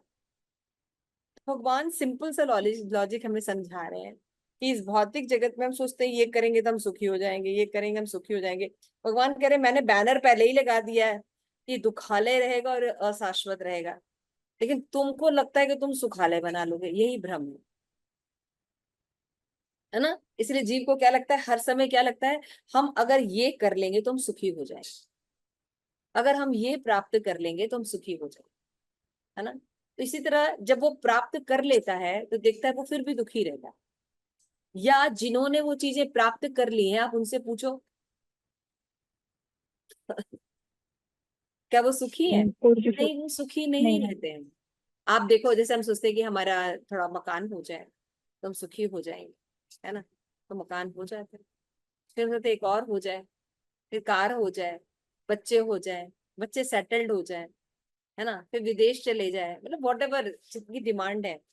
तो आप उन लोगों को भी देख सकते हैं जो हमसे बड़े हैं, वो सेटल्ड हो चुके हैं, उनके बच्चे हो चुके हैं, क्या वो सेटिस्फाइड है। तो जब दुनिया में कोई सेटिस्फाइड है तो हम अनोखे थोड़ी है। लेकिन हमेशा भ्रम बना रहता है कि इन लोगों ने ठीक से काम नहीं किया, हम मॉडर्न जमाने के हैं, वी नो बेटर, हम इसको दुखाले को सुखाले बना लें, ये प्राप्त हो जाएगी तो हम सुखी हो जाएंगे। चीजें सुखी नहीं कर सकती, इस संसार की कोई भी वस्तुएं हमें सुखी नहीं कर सकती, फैसिलिटेट कर सकती है। समझ रहे हैं आप, ये सब हमारे शास्त्रों में ज्ञान है, भगवान ने सब ज्ञान दिया है और इसको हमारे जो बड़े बड़े आचार्य हैं, संत हैं, इसका रियलाइजेशन किया है और वो पूर्णतः भगवान पे आश्रित रहे हैं, असफल रहे हैं। और वो बिल्कुल जानते हैं कि इस जगत को अशाश्वत भगवान ने घोषित किया है, तो ये अशाश्वत और दुखालय रहेगा ही। हम कुछ भी कर ले, आप कुछ भी बना लीजिए, मैं अगर ऐसी परिस्थिति में रहूंगा तो मैं सुखी रहूंगा, है ना, तो वो परिस्थितियां करने पर भी वही दुखों का कारण बनती। अब करके देख लीजिए। तो हिरण्यकश्यप भी सोचता था मुझे ये, मैं ये से न मरूं, मैं वैसे न मरूं, मैं ऐसे न करूं, ऐसे न करूं, है ना, बहुत चालाकी दिखा रहा था। तो ब्रह्मा ने जब वरदान दे दिया ठीक है, लेकिन हुआ क्या, ऐसे न मरूं वैसे न मरूं, वो भूल गया कि कृष्ण जो है नरसिंह के रूप में आ सकते हैं, वो जानता नहीं था। तो हम सब भी शूद्र शूद्र, प्रभुपाद लिखते हैं ईशोपनिषद में कि हम सब शूद्र यानी छोटे हिरण्यकश्यप हैं। हिरण्यकश्यप तो बहुत बड़ा था, लेकिन हम भी उन्हें उसी में छोटे छोटे हिरण्यकश्यप बने रहते हैं। हम ऐसे ना करें, हम ऐसे ना हो, ऐसे ना हो, ऐसा हो जाए तो ऐसा हो जाएगा। हमारे माँ बाप जो है ज्यादा जानते नहीं थे, हम पढ़ लिख के ज्यादा जानते हैं, हम सुखी हो जाएंगे। तो चीजें सुखी नहीं कर सकती, जीव सच्चिदानंद है। और वो जब सच्चिदानंद भगवान की शरणागत स्वीकार करके उनकी सेवा करता है प्रेममयी, तभी वो सुखी हो जाता है, क्योंकि वो उसकी नेचुरल अवस्था है। तो ये भौतिक जगत का निर्माण भगवान ने इसलिए किया है ताकि जीव आत्म साक्षात्कार करके भक्ति की ओर अग्रसर करके वापस पुनः अपने घर वापस जा सके। ये प्रयोजन है इस भौतिक जगत का। लेकिन इसको छोड़कर हम बाकी सारे काम कर रहे हैं। तो ये जो पुरुषोत्तम युग है, इसमें आचार्यों ने बहुत कमेंट्स किए हैं। विश्वनाथ चक्रवर्ती ठाकुर के हैं और भी बहुत बड़े, विद्याभूषण, सबने बहुत अच्छे से कमेंट किए हैं। अश्वत्थ वृक्ष के बारे में मैंने भी बताया, एक कमेंट बताया कि किस तरह से ये जो जगत है अश्वत्थ, इन शब्द को बताया है, ये शाश्वत नहीं है, कल नहीं रहेगा, है ना। तो ये सब हमें सोचना चाहिए। तो जब हम ये पढ़ेंगे, ये ज्ञान रखेंगे, तो हम कौन से ज्ञान का आश्रय लेंगे, आध्यात्मिक ज्ञान का ना, भक्ति का आश्रय लेंगे, क्योंकि हम जान रहे कि ये शाश्वत है। तो जो बुद्धिमान व्यक्ति होगा वो भगवान की भक्ति करने लगे, सीधी सी बात। तो यहाँ पे बता रहे हैं ये जो वृक्ष होता है, ये इतना उलझा हुआ है और इतना बड़ा है कि कोई भी नहीं जान सकता कि इसका आदि कहाँ है, अंत कहाँ है ना। जैसे मैं माता जी से पूछ रही थी कि आपकी फ्रेंड्स आए तो वो भी बताएंगी कि नहीं शायद तुमने ऐसा नहीं किया होगा, तुमने ये टेक्नोलॉजी यूज करो, है ना। फिर तुम ये टेक्नोलॉजी यूज करो, कोई और आएगा, साइंटिस्ट आएगा, वो बताएगा कि तुमने ऐसा नहीं किया, है ना, ये इक्विपमेंट यूज नहीं किया, ये करो। लेकिन कुछ भी करो आप, कुछ भी कर लो, परछाई जो है उससे वास्तविक फल प्राप्त करने का सुख जो मिलता है वो नहीं होगा। तो अगर हमको फ्रूट चाहिए तो हम अपना मुंह पीछे करें, तो जो पीछे जो भूमि है उस पर पेड़ खड़ा हुआ है, वहां पे वृक्ष लगा हुआ है, उसमें आम है, उसको तोड़ के खाएंगे तो स्वाद लगेगा, है ना। तो ये चीजें समझने वाली। यहाँ पे बताते हैं कि ये कौन कौन सी क्या क्या चीजें हैं। हाँ, यहाँ पे बता रहे हैं, देखिए यहाँ पे श्लोका में लिखा है कि भौतिक जगत एक उल्टा वृक्ष है। कहा जाता है कि ये शाश्वत वृक्ष है और इसके ऊपर की ओर शाखाएं हैं और नीचे जो पत्तियां हैं वो वेद हैं। और हरे कृष्णा, इसका व्यू ठीक नहीं है राजेश्वरी। राजेश्वरी माता जी, जी माँ जी। प्लीज इसका स्क्रीन पे ठीक से आ नहीं रहा। यस, अभी ठीक है। छंदानी यस परिणानी, यानी जो पत्तियां हैं वो वेद है। ये सब ध्यान से देखिए, मैं आप लोग को एक्सप्लेन कर रही हूँ, सब आएंगे एग्जाम में क्वेश्चंस, है ना। तो ये सब आप लोगों को पता होना चाहिए। छंदानी यस परिणानी, जिसकी पत्तियां वेद हैं, और जो इस वृक्ष को जानता है वो ही वेद को जानता है। तो बाहर निकलने की विधि को भी जानना बहुत जरूरी है। तो भक्ति का मूल सिद्धांत है कि विरक्ति तथा भगवान के दिव्य सेवा में अनुरक्ति। लाइन देख रहे हैं, बहुत इंपॉर्टेंट है। तो हमको विरक्ति और समर्पण की कुल्हाड़ी से इस अश्वत्थ वृक्ष को काटना पड़ेगा, तभी हम इससे बाहर निकल सकते हैं। तो इसका मतलब बताया जा रहा है कि ये वृक्ष की जड़ें हैं ऊपर की ओर हैं, और ब्रह्मांड के सर्वोच्च लोक पूर्ण पदार्थ से ये प्रक्रिया शुरू होती है, और ये ब्रह्मांड का पूरा विस्तार होता है, यानी बीच में ब्रह्मा है, फिर सारे लोक है प्लानिटरी सिस्टम। तो 14 जो प्लानिटरी सिस्टम है वो उनके बारे में बताया गया, वो ऐसे। और मूल कहाँ है? ऊपर की तरफ। और बाकी चीजें कैसे हैं? नीचे की तरफ। इस संसार में ऐसे वृक्ष की कल्पना नहीं की जा सकती, प्रभुपाद लिखते हैं, और जलाशय के पास ही इस वृक्ष की कल्पना की जा सकती है। इसमें देखिए, ये जो आई थिंक कौन सा श्लोक है, 1 2 3 4th श्लोक में लास्ट लाइन, इस आध्यात्मिक जगत का प्रतिबिंब हमारी इच्छाओं में स्थित है। जिस प्रकार वृक्ष का प्रतिबिंब जल पे रहता है, इच्छा ही इस प्रतिबिंब भौतिक आकाश में वस्तुओं की स्थिति के होने का कारण है ना। तो इस जगत में इच्छा के कारण सारी चीजें उत्पन्न होती है, ठीक है। तो प्रतिबिंब है भौतिक जगत, पृथ्वी, वृक्ष वास्तविक आध्यात्मिक का प्रतिबिंब है। और जिस प्रकार एक वृक्ष का प्रतिबिंब पानी में स्थित होता है, उसी तरह आध्यात्मिक जगत का प्रतिबिंब इच्छाओं पर स्थित होता है। आध्यात्मिक जगत में प्रवेश करने की दिव्य इच्छा विकसित करने से भौतिक जगत के बंधन से मुक्त हुआ जा सकता। क्यों भगवान कह रहे हैं कि तुम आध्यात्मिकता की ओर बढ़ो? क्योंकि जब हम आध्यात्मिक ज्ञान भगवान की तरफ आसक्त होंगे, तभी इस जगत से हम वैराग्य ले सकते हैं, और कोई साधन है नहीं।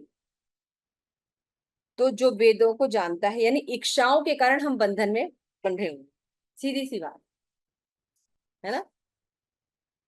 जब इच्छाएं हमारी भगवत भक्ति हो जाएगी तो मुक्ति का द्वार हो जाएगा, और भोगने का रहेगा तो हम ये बंधन में रहेंगे। क्लियर है? तो हमारी इच्छाओं के कारण जो है सारी चीजें। तो वेदों को अगर हमें जानना है तो हमें वेद को ये समझना पड़ेगा कि उसकी जो सुंदर सुंदर पत्तियां हैं, है ना, यानी अनुष्ठान वगैरह है ना, उसकी तरफ हमको आकर्षित ना होकर, यानी सकाम भक्ति की तरफ आकर्षित ना होकर वेद के सही उद्देश्य को जानना है कि इस जगत का निर्माण इसलिए किया गया है ताकि हम यहाँ पे आत्म साक्षात्कार करके अपने आप का संबंध भगवान से समझकर वापस अपने धाम भगवत धाम वापस जा सके। इस प्रयोजन को हम समझ सकते, ठीक है ना। तो इसकी जो शाखाएं हैं हमने बता दिया। तो ऊपर नीचे जिसकी शाखाएं हैं और विभिन्न प्रजातियों के साथ अन्य ग्रह भी इसमें दिखाए। तो शाखाओं के नीचे भाग में जीव योनिया जैसे मनुष्य, पशु, घोड़े, गाय, कुत्ते, है ना, ये सब दिखाई देते हैं। क्या वो वृक्ष दिखा सकते हैं माता जी, वो पिक्चर? जैसे मनुष्य, पशु, घोड़े, गाय, कुत्ते, बिल्लियां आदि जो है वो ग्रह हैं। और ऊपरी भावों पर जीव की उच्च योनियां जैसे देव, गंधर्व, ब्रह्मलोक जड़ में स्थित है। माता जी इसमें ठीक से आ नहीं रहा है शायद मैं, हाँ ये ठीक है, थैंक यू। तो देखिए ये वृक्ष है, इसमें जड़ ऊपर की तरफ है और नीचे शाखाएं हैं। और वास्तविक वृक्ष जो है देखिए कृष्ण और राधा रानी का वास्तविक वृक्ष, जड़ नीचे और वृक्ष ऊपर, है ना। तो यहाँ पे बता रहे हैं कि नीचे की ओर क्या है, पशु योनियां, और ऊपरी भागों में उच्च योनियां है, देव गंधर्व, है ना। और ब्रह्मा जी देखिए यहाँ पे मिडिल में बैठे हुए हैं, है ना। तो ये जड़ें पोषित कैसे होती हैं? प्रकृति के 3 गुणों के द्वारा पोषित होती हैं, रजोगुण, तमोगुण और सतोगुण। और ये टहनियां हैं, ये क्या है, इंद्रिय विषय है। और शाखाएं जो है, सिरे, ये इंद्रिय विषय के प्रति आसक्त इंद्रियां हैं। तो इस तरह फैली हुई इसकी सहायक जड़ें मानव समाज को सकाम कर्म में बांधती हैं। तो सहायक जड़ें क्या होती हैं? जो आसपास छोटी छोटी जड़ें हैं, ये होते हैं राग और द्वेष, विभिन्न प्रकार के कष्ट तथा इंद्रिय भोग से उत्पाद है। और धर्म अधर्म की प्रवृत्तियां जो है ये पाई जाती है, इन गौड़ जड़ों में विकसित होती हैं। और वृक्ष फल धर्म, अधर्म और मोक्ष है। तो ये वृक्ष हैं, इनकी शाखाएं हैं, टहनियां हैं, पत्तियां हैं, सहायक शाखाएं हैं, इन सब का रूपक के रूप में भगवान बता रहे हैं। तो इस तरह से ये जो प्रकृति है ये भ्रम नहीं है, ये अशाश्वत नहीं है, प्रकृति शाश्वत है। लेकिन ये प्रकट और अप्रकट भगवान की इच्छा से होती है। क्योंकि भगवान शाश्वत है तो भगवान से जो उत्पन्न चीजें भी शाश्वत होती है। लेकिन जो मायावादी सिद्धांत है वो क्या कहते हैं कि ये प्रकृति जो है भ्रम है ना, प्रकृति भ्रम नहीं है, प्रकृति वास्तविक होती है। जैसे कि इस प्रकृति की कोई भी चीज है, जैसे आपके सामने टेबल पड़ा हुआ है ना, आप टेबल को छू सकते हैं, महसूस कर सकते हैं। लेकिन जगत में मायावादी क्या कहते हैं, नहीं नहीं ये जगत जो है सब भ्रम है, केवल ब्रह्म ही सत्य है, जगत मिथ्या। तो ये सिद्धांत को वैष्णव नहीं मानते। भगवान कहते हैं ब्रह्म सत्य है तो जगत भी सत्य है, लेकिन अशाश्वत है।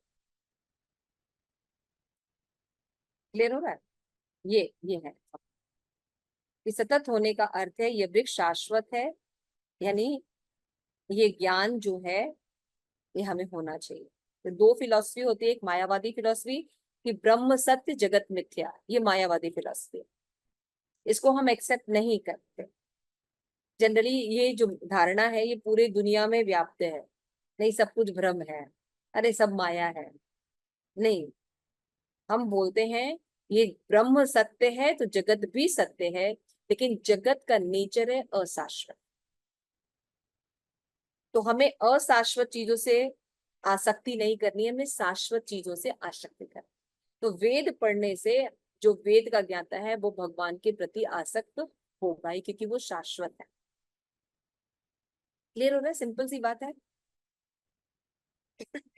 ठीक है, यस। ना इसको थोड़ा सा स्क्रीन बंद करिए, स्क्रीन शेयर।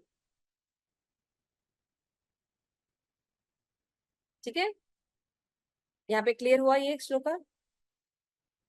इसको आप जब पढ़ेंगे ना तो आप अंडरलाइन कर लेंगे, पत्तियां क्या होती हैं, ये क्या होती है। मैंने वैसे एक्सप्लेन कर दिया, आपको दिखा भी दिया, लेकिन आप लोग इसको करिएगा। ये श्लोक अच्छा है, आपको निबंध वगैरह भी लिखने के लिए आ सकता है, या अपनी अंडरस्टैंडिंग के लिए भी ये चीजें जानना चाहिए। तो अभी हम दूसरे श्लोक की तरफ चलते हैं। किसी का कोई प्रश्न तो नहीं है श्लोक की तरफ? आप लोगों को समझ में आया? क्लियर हो रहा है?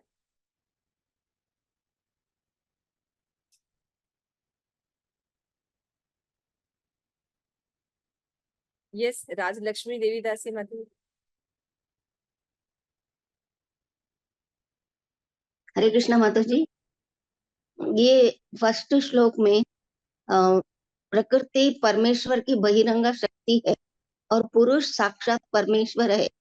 पुरुष साक्षात्कार परमेश्वर है यानी मतलब पुरुष यानी कि कौन? यानी कृष्ण। यहाँ पे पुरुषोत्तम युग है, पुरुषोत्तम, पुरुषों में उत्तम।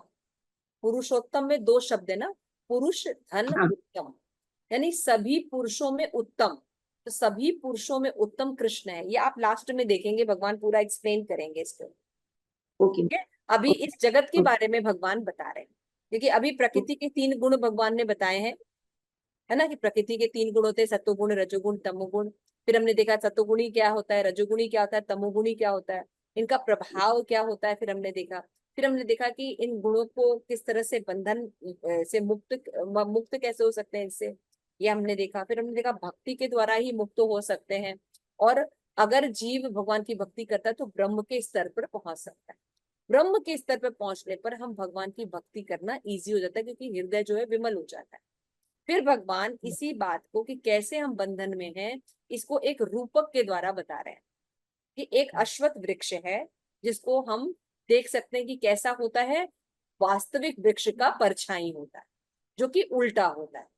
इसको भौतिक जगत कहते हैं। तो आध्यात्मिक जगत में जो वृक्ष है उसका उल्टा होता है भौतिक जगत। तो हर चीज उल्टी है। वहां पे जो टॉप मोस्ट रस होता है यहाँ का निकृष्ट होता है, और यहाँ का जो निकृष्ट होता है वो टॉप मोस्ट, है ना। जैसे वहां पे प्रेम जो है, सेवा जो है, भगवान की सेवा करना टॉप मोस्ट रस होता है। और यहाँ पे अगर किसी को बोले कि आप किसी के सर्वेंट हैं, क्या बात कर रहे हैं, हम सर्वेंट बनने हैं, हम तो लॉर्ड बनेंगे। तो वहां का जो उच्च रस है यहाँ पे निम्न हो जाता है, उल्टा होता है। वहां प्रेम है तो यहाँ काम है ना, वहां मोक्ष है तो यहाँ बंधन है। तो प्रतिबिंब, जैसे मैंने बताया कि अगर मान लीजिए परछाई है और उसको हम उसमें हम उसको फल प्राप्त करना चाहे, फूल प्राप्त करना चाहे परछाई से, तो ये प्राप्त नहीं होंगे, किसी भी मेथड से प्राप्त नहीं होंगे। कोई भी साइंटिफिक वैज्ञानिक कुछ भी लगा लीजिए, यहाँ सुख नहीं मिलेगा। भगवान ने बोर्ड लगा दिया है, लेकिन हम दिन भर भ्रम के कारण, मैंने बताया, दिन भर इसको सुखालय बनाने की कोशिश में लगे, इसमें अपना जीवन मनुष्य जीवन का प्रयोजन जो है वो खत्म कर। ठीक है माता जी, ये समझ में आया? समझ में आया। थैंक यू, धन्यवाद माता जी। धन्यवाद। तो आइए सेकंड श्लोक की तरफ हम बढ़ते हैं। अश्वच ऊर्ध्वं प्रसीदा तस्य शाखा, सॉरी, अश्वत्थ ऊर्ध्वं प्रवृत्तस्य शाखा, गुण प्रविद्या विषये प्रबाला, अश्वत्थ मूलानि न सन्तनानि, कर्मानुबन्धनी मनुष्य लोके, है ना। तो इस वृक्ष की शाखाएं ऊपर और नीचे फैली हुई है, अभी और विस्तार है, और प्रकृति के 3 के गुणों के द्वारा पोषित होती है। भाई कोई भी वृक्ष है तो कैसे उसको पोषण प्राप्त होगा, तो प्रकृति के 3 गुणों के द्वारा इसको पोषण मिलता है। इसकी टहनियां विषय, इंद्रिय विषय है। इंद्रिय विषय मतलब समझते हैं, जैसे आंखों का काम है देखना, तो रूप जो है विषय, तो इसकी टहनियां क्या है, सभी विषय है। और इस वृक्ष की जड़ें नीचे की ओर भी जाती हैं, जो मानव समाज को सकाम कर्म बंधन में बांधती। जड़ें नीचे की ओर भी जाती है, ऊपर भी है जड़ और नीचे भी है जड़। अश्वत्थ वृक्ष आपने देखा होगा, नीचे भी जड़ होता है, जड़ लटके भी होते हैं, है ना। उसी तरह से ये जड़ें नीचे की ओर भी जाती है, जिसमें जीव सकाम कर्म के बंधनों में फंस जाता है। ये इसका तात्पर्य कोई पढ़िए।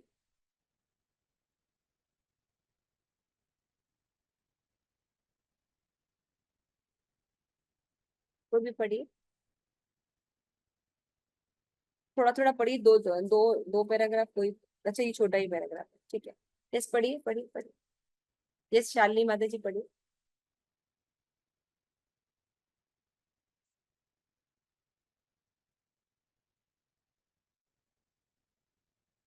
थोड़ा जल्दी कीजिए, बहुत लेट हो रहा है।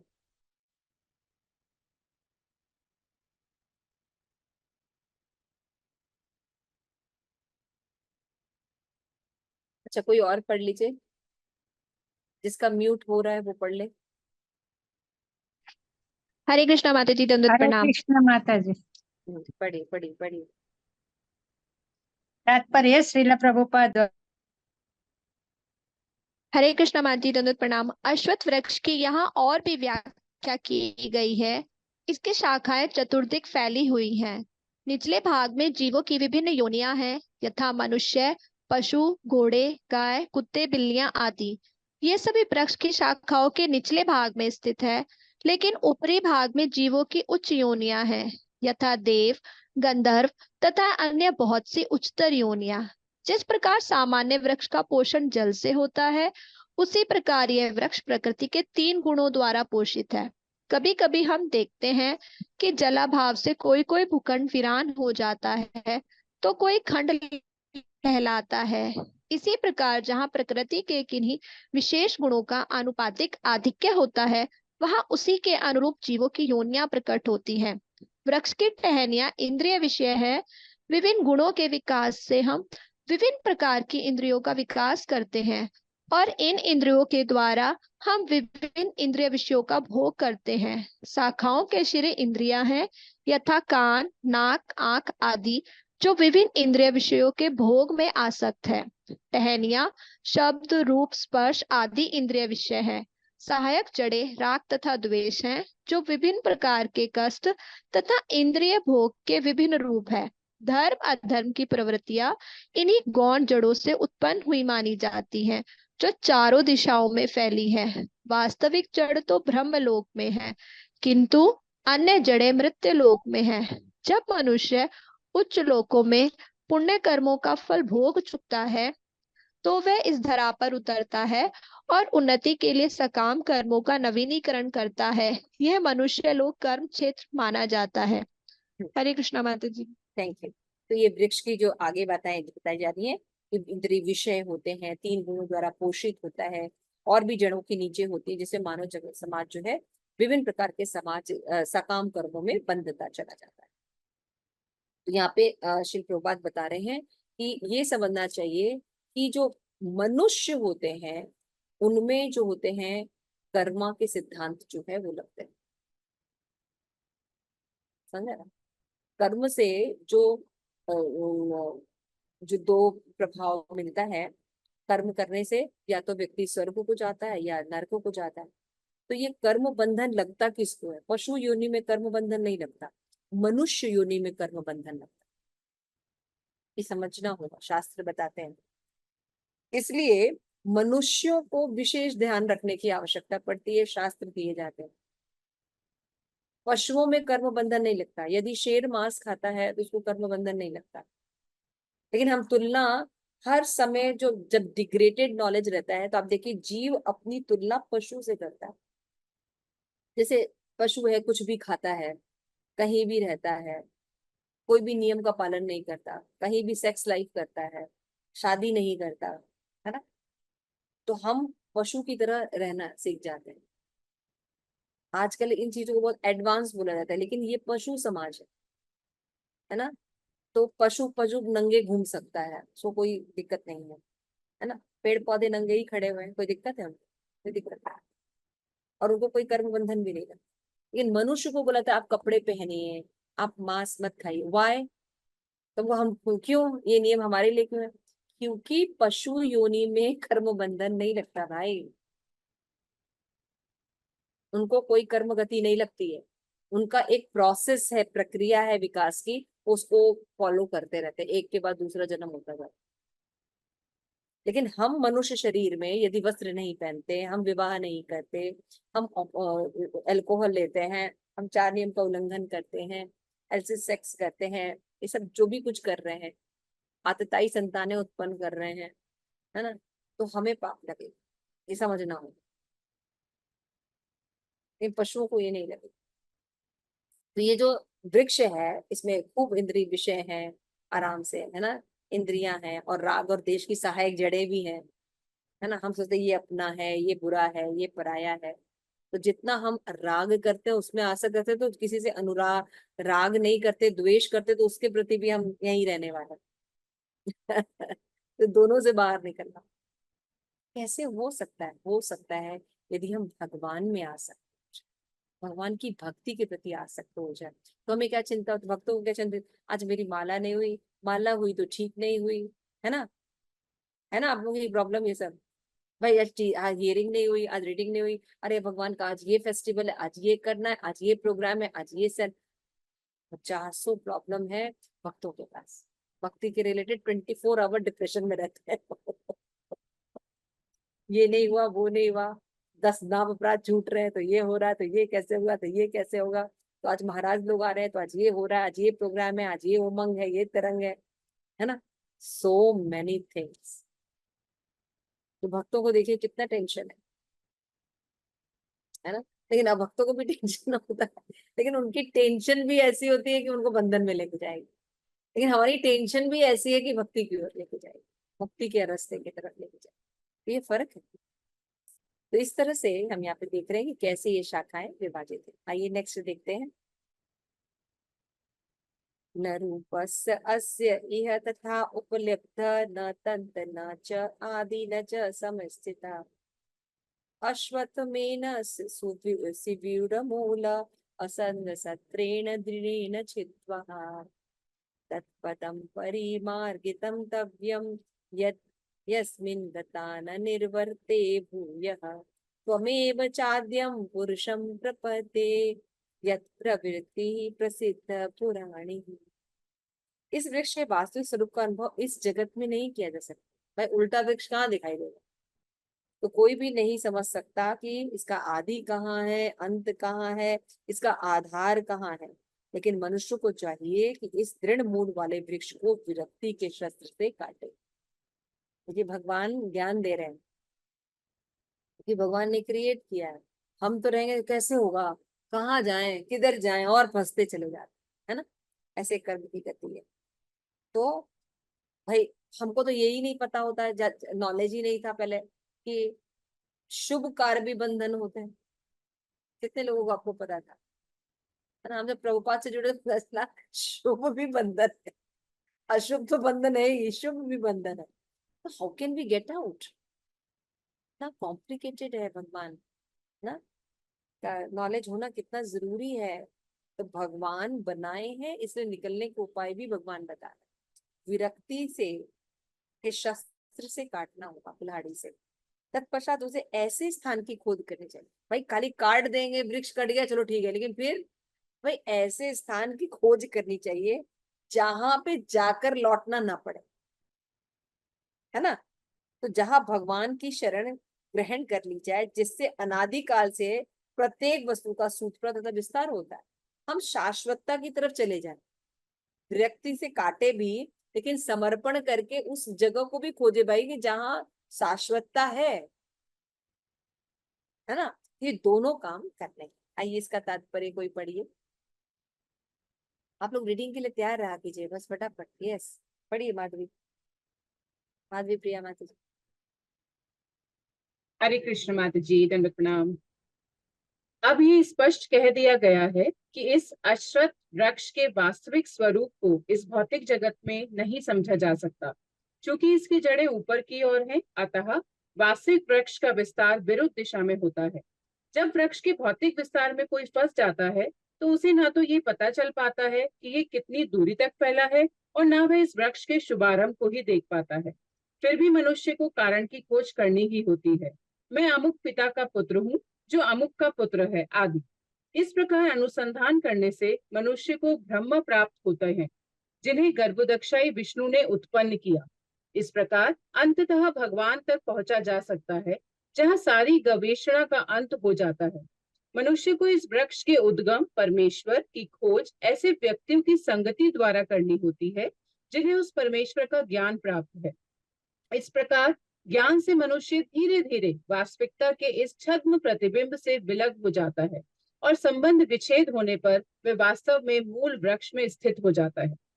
इस प्रसंग में असंग शब्द अत्यंत महत्वपूर्ण है, क्योंकि विषय भोग की आसक्ति तथा भौतिक प्रकृति पर प्रभुता अत्यंत प्रबल होती है। अतः प्रामाणिक शास्त्रों पर आधारित आत्मज्ञान की विवेचना द्वारा विरक्ति सीखनी चाहिए और ज्ञानी पुरुषों से श्रवण करना चाहिए। भक्तों की संगति में रहकर ऐसी विवेचना से भगवान की प्राप्ति होती है। तब सर्वप्रथम जो करणीय है वह है भगवान की शरण ग्रहण करना। यहाँ पर उस स्थान का वर्णन किया गया है जहाँ जाकर मनुष्य इस छद्म प्रतिबिंबित वृक्ष में कभी वापस नहीं लौटता। भगवान कृष्ण का ये आदि मूल है जहाँ वे प्रत्येक वस्तु निकली है। उस भगवान का अनुग्रह प्राप्त करने के लिए केवल उनकी शरण ग्रहण करनी चाहिए, जो श्रवणम कीर्तन आदि द्वारा भक्ति करने से फल स्वरूप प्राप्त होती है। वह ही भौतिक जगत के विस्तार के कारण है। इसकी व्याख्या पहले ही स्वयं भगवान ने की है। अहम सर्वस्य प्रभव, मैं प्रत्येक वस्तु का उद्गम हूँ। अतएव इस भौतिक जीवन रूपी प्रबल अश्वत्थ के वृक्ष के बंधन से छूटने के लिए कृष्ण की शरण ग्रहण की जानी चाहिए। कृष्ण की शरण ग्रहण करते ही मनुष्य स्वतः इस भौतिक विस्तार से विलग हो जाता है। हरे कृष्ण। हाँ, thank you so much, thank you so much. तो यहाँ पे हम देख रहे हैं कि इस जो वृक्ष है, यहाँ पे प्रभुपाद एकदम सीधे और एक्सप्लेन कर रहे हैं। हालांकि भगवान ने अनुभव का बता दिया कि आप भौतिक जगत में रह के भौतिक जगत से कैसे बाहर निकलना नहीं सकते। You have to take shelter. किसका शेल्टर करना पड़ेगा? उस परंपरा से प्राप्त ज्ञान गुरुओं की शेल्टर ग्रहण करना पड़ेगा, भक्तों की, शुद्ध भक्तों की शरण ग्रहण करना पड़ेगा, जो हायर नॉलेज रखते हैं। भौतिक जगत में रह के हम इस जगत के वृक्ष के बारे में न तो समझ सकते हैं, न से बाहर निकलने का उपाय जान सकते हैं, और न ही कोई शाश्वत जगह है उसके बारे में हमको नॉलेज होगा। तो इसके लिए आध्यात्मिक जगत को समझने के लिए हमें परंपरागत गुरुओं की शरण लेनी पड़ेगी, जो शुद्ध भक्ति को जानते हैं और भगवान के नॉलेज को समझते हैं।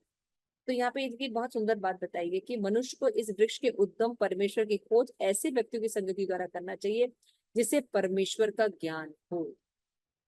इस प्रकार ज्ञान से में प्रमुख धीरे धीरे वास्तविक इस छद्म प्रतिबिंब से विलग हो सकता है और संबंध विक्षेप होकर वास्तविक रूप में अपनी मूलभूत स्थिति में रह सकता। लाइन बहुत इंपॉर्टेंट। श्री प्रभुपाद यहाँ पे बता रहे हैं कि असत्संग जो शब्द है बहुत इंपॉर्टेंट है, क्योंकि विषय भोग की आसक्ति तथा भौतिक प्रकृति प्रबुद्ध जताना, ये दो हमारे अनर्थ। मैंने पहले बताया कि हम स्वामित्व के भाव में रहते हैं और फिर इस जगत को भोगने के चक्कर में यहाँ से आसक्त हो जाते हैं। इन दो अनर्थों से निकलने के लिए वैराग्य होना बहुत जरूरी है और भक्ति करना। किसी भी प्रामाणिक गुरु की शरण में अपने आप भक्ति करने से नहीं होगा। तो जब हम नवदा भक्ति करेंगे, है ना, भक्तों की संगति करेंगे, हम जब चैंटिंग करेंगे, जो चैतन्य महाप्रभु ने हमें महामंत्र दिया है, हरे कृष्ण कृष्ण कृष्ण हरे हरे, हरे राम राम राम हरे हरे, इन सरल विधियों को हम जब आचार्य या प्रामाणिक गुरु के अनुग्रह में सीखेंगे तो हम इस जगत से बाहर निकल सकते हैं और इस जगत में जब तक रहेंगे तब भी सुखपूर्वक रह सकते हैं। तो this is the main thing. जैसे बिना शरणागति के, बिना वैष्णव के, बिना शुद्ध भक्तों की शरणागति के हम इस जगत से बाहर नहीं निकल सकते। 5वां श्लोक है। तो यहाँ पे हम ये बात समझ गए। यहाँ पे हम बता रहे हैं कि किस तरह से इसमें बताया गया है कि विरक्ति and attachment of the real tree is, real tree की तरफ हम, मतलब रियल जगह की तरफ भी हम जाए, अशाश्वतता को समझें और फिर शाश्वतता की भी खोज करें, है ना। और ये शरणागति के द्वारा गुरु ग्रहण करने से भी हो सकती है। तो भगवान की भक्ति के बिना ऐसा हो नहीं, शरण में जाना नहीं। तो क्या है यहाँ पे, वृक्ष को विरक्ति की कुल्हाड़ी से काट, ये यहाँ श्लोक में बताया। 5वां, अब 5वां श्लोक मैंने शुरू में बताया था कि 6 श्लोक तक हमने देखेंगे। हाँ,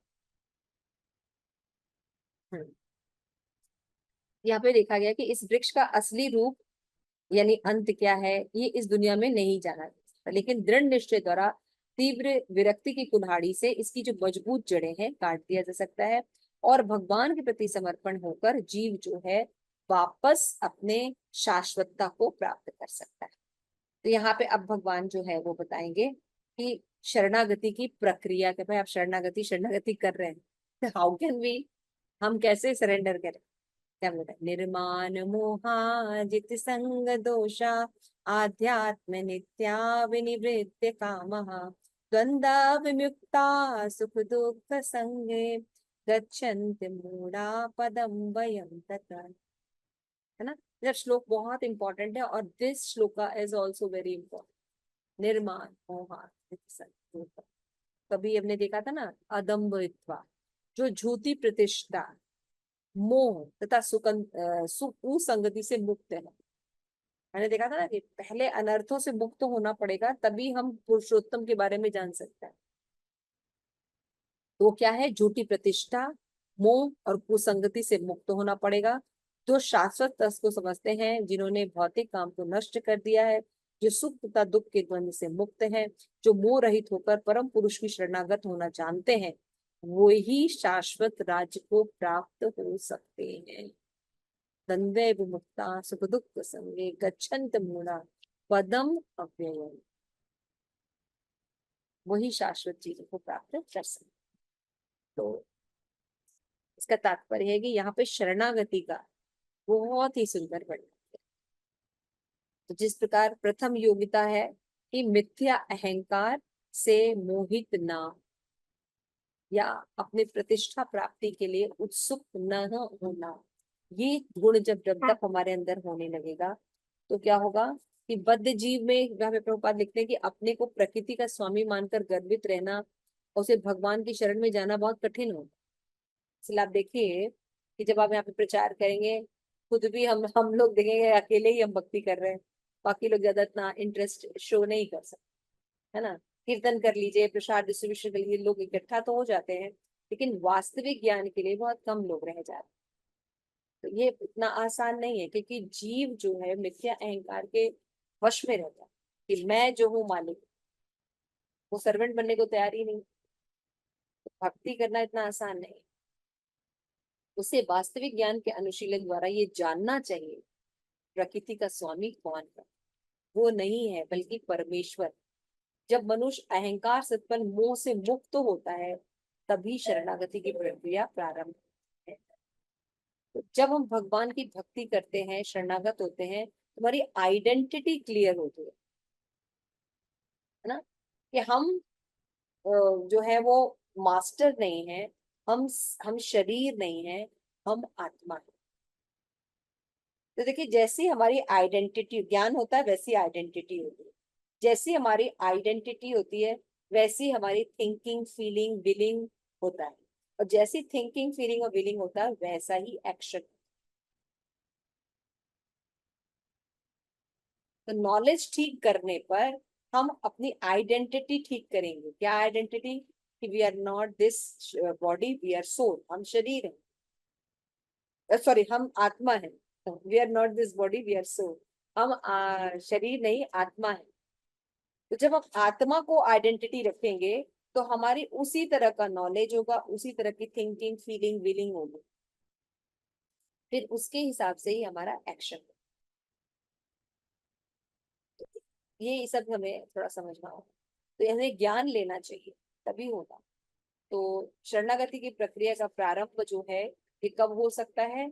जब निर्माण मोह जित संग दोष, झूठी प्रतिष्ठा और मोह से मुक्त होने पर, उस संगति से जब हम दूर, असत संग जिसको कहा जाता है, उससे हम जब दूर हो जाएंगे, तभी हम भगवान की तरफ आकर्षित हो सकते। आज एक बहुत सुंदर मैसेज मेरे पास आया था, मुझे बताया था कि अगर बच्चे जो हैं, वो माँ बाप जो उनको रोक टोक लगाते हैं, उनको अगर वो एक्सेप्ट नहीं करते, तो समझना चाहिए कि वो बच्चे पथभ्रष्ट हो चुके है ना। माँ बाप जो रोकते हैं ऐसे नहीं करो, ऐसे करो, तो उनको वो अच्छा नहीं लगता और उसको स्वीकार नहीं करते हैं, तो उनको समझना चाहिए कि वो पथभ्रष्ट हो चुके हैं। तो ये रोक टोक होना बहुत जरूरी होता है, क्योंकि पेरेंट्स जो होते हैं वो अनुभवी होते हैं, उनको पता होता है कि क्या अच्छा है और क्या बुरा है। तो बच्चे जो है जब पथभ्रष्ट हो जाते हैं, उनको ये रोक टोक पसंद नहीं है। उसी तरह से हम भी बागी संतान हैं भगवान से, वो हमारे पिता हैं, उनके द्वारा बताए गए जो ज्ञान है, नहीं, हमको नहीं इंटरेस्ट है, लोग नहीं लेना चाहते, है ना, उसको नहीं पढ़ना चाहते। लेकिन जो अच्छे लोग हैं, जो विद्वान लोग हैं, जिनको समझ है, जो इस दुखों में नहीं पढ़ना चाहते, वो उस ज्ञान को लेना जरूरी समझेंगे, है ना, उस ज्ञान को जरूर लेंगे। और क्या होंगे? जो उनका मिथ्या अहंकार है उसको वो रियल अहंकार में बदलेंगे, यानी सेवक के रूप में आ जाएंगे भगवान। जब शिल प्रभुपाद लिख रहे हैं कि इस तरह तो भाई शरणागति होना बहुत कठिन होता है, तो शरणागति के 6 लक्षण होते हैं, है ना। तो हरि भक्ति विलास में बताया गया है 6 लक्षण।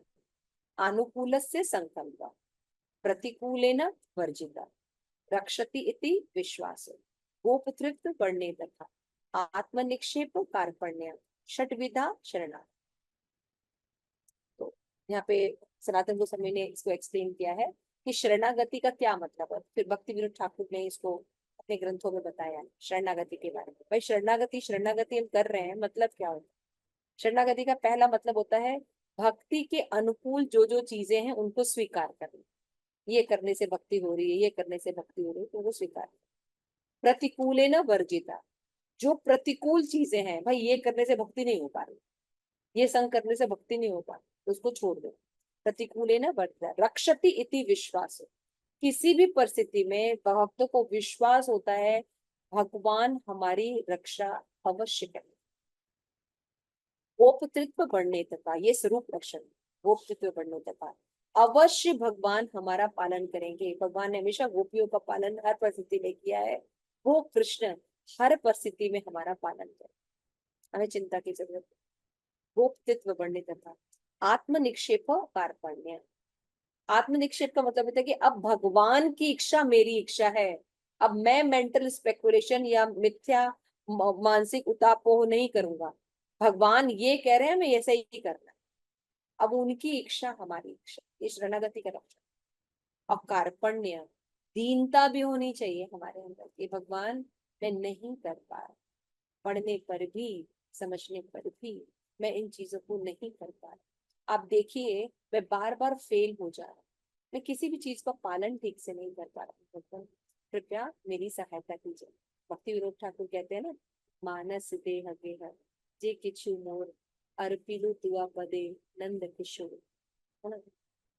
या कबे हौबे बोलो से दिन आमा अपराध पूछी शुद्ध नामे पूछी, है ना।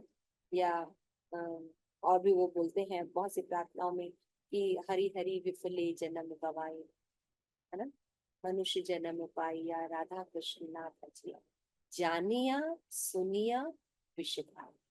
I know what this is poisonous, but I always take all this thing. I cannot detach from these things. Please help me. भगवान से प्रार्थना करनी चाहिए, है ना, कि तुम मेरी राखो लाजे हरी, है ना। सूरदास का बहुत सुंदर पद है, तुम मेरी राखो लाज हरी, अवगुण मोह से विसरत नाही, पलछिन घड़ी घड़ी, तुम मेरी राखो लाज भरी, दारा सुख धन मोह लिए हो, सुख दुख सब बिसरी, तुम मेरी राखो लाज भरी। इतने सुंदर सुंदर भजन है, तुकाराम के भजन है, गुरु महाराज बहुत सुंदर सुंदर भजन हम लोग को सिखाए। तो हमको प्रयास करना चाहिए और देखते हैं कि हमारे सर से फेल हो जा रहे हैं, हमें भगवान से प्रार्थना। तो शरणागति में दीनता होना बहुत जरूरी है। इस तरह सभी परिस्थितियों को जटिल बना देता है और कष्ट उठाता है यदि जीव मूर्खता बस शरणागति को स्वीकार नहीं। शरणागति में ये 6 चीजें होनी बहुत जरूरी होती है, इसका मतलब कि वो व्यक्ति शरणागत, ठीक है। संसार इसका भ्रांत धारणा के अंतर्गत आगे बढ़ता है। लोग सोचते हैं भूमि पृथ्वी मानव समाज का, भूमि का विभाजन इस मिथ्या धारणा से कर रखा है कि ये मेरा, मैं भारतीय हूँ, मैं पाकिस्तानी हूँ, मैं चाइनीज हूँ, मैं अमेरिकन हूँ, है ना। इस तरह से भ्रमवश हम अपनी आइडेंटिटी बनाए हैं और पूरे समय इस तरह से हम ईर्ष्या द्वेष अपना जीवन कुसंगतियों में बिताते हैं।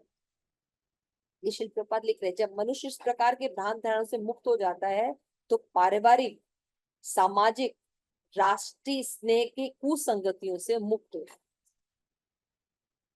अपनी पहचान शरीर से नहीं आत्मा से करता है। तो क्या होता है, क्या आत्मा से पहचान करे पर सब कुछ छूट जाता है, जैसा कि बाकी लोग कह रहे हैं, या बाकी लोग सोचते हैं, बाकी लोग भक्ति से डरते हैं कि भक्ति करेंगे तो सब कुछ छूट जाएगा। नहीं, भक्ति जड़ में पानी डालने से सारी चीजें ठीक से नरिश होगी। जब हम कृष्ण को अपने जीवन में ऐड करेंगे, रखेंगे, उनकी भक्ति करेंगे, उनके प्रति समर्पण करेंगे, तो क्या होगा, हमारा जो पारिवारिक, हमारा सामाजिक और हमारा राष्ट्रीय स्नेह सब अच्छा हो जाएगा, कुछ भी छूटेगा नहीं। श्रील प्रभुपाद भगवत गीता के 2.1 श्लोका में एग्जाम्पल देते हैं। यदि कोई व्यक्ति डूब रहा है पानी में, है ना, तो क्या हुआ, उस व्यक्ति की पैंट शर्ट को बचा के ले आए, तो क्या उस व्यक्ति को बचाया? नहीं। लेकिन अगर हम उस व्यक्ति को बचा दे तो पैंट शर्ट भी बच जाएगा, है ना। उसी तरह से यदि हम रोटी कपड़ा मकान लक्ष्य बना के चल रहे हैं तो जन्म मृत्यु जरा व्याधि सॉल्व नहीं होगी, जो कि हमारा वास्तविक प्रॉब्लम है। हमारा वास्तविक प्रॉब्लम रोटी कपड़ा मकान नहीं है, आर निद्रा भय मैथुन हमारी प्रॉब्लम नहीं है। हमारी प्रॉब्लम जन्म मृत्यु जरा व्याधि है ना। तो जन्म मृत्यु जरा व्याधि सॉल्व करने पर रोटी कपड़ा मकान भी सॉल्व होता है। ये ब्यूटी है भगवान की भक्ति करने की। लेकिन भौतिक जगत में हमें क्या एक अनुभव है कि यदि हम किसी से प्रेम करते हैं या हम किसी से संबंध स्टैब्लिश करते हैं तो बाकियों से संबंध डिटैच करना पड़ता है। तो हम भगवान के साथ भी ऐसे ही सोचते हैं, लेकिन ऐसा है नहीं। कृष्ण जड़ है, इसे जड़ का सिंचन करने पर पूरा वृक्ष आपका पल्लवित होगा।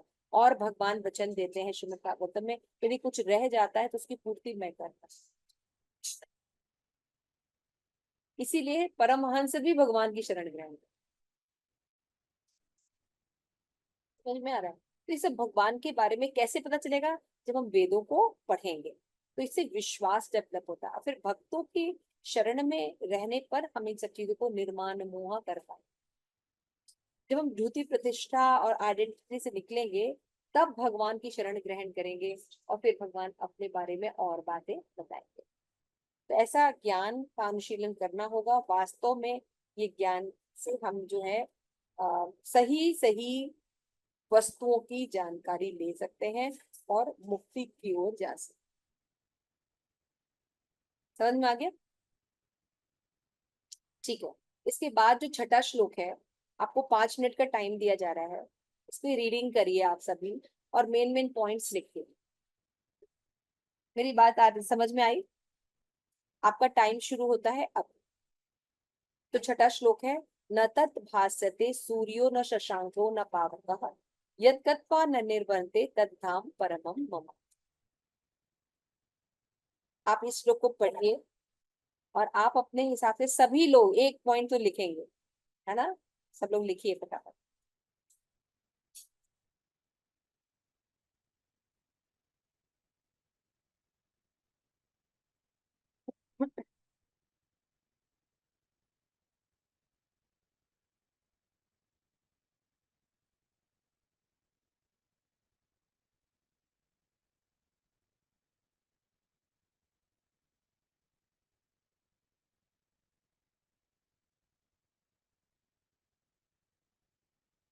दिमाग से निकल के गुड़गांव के जगह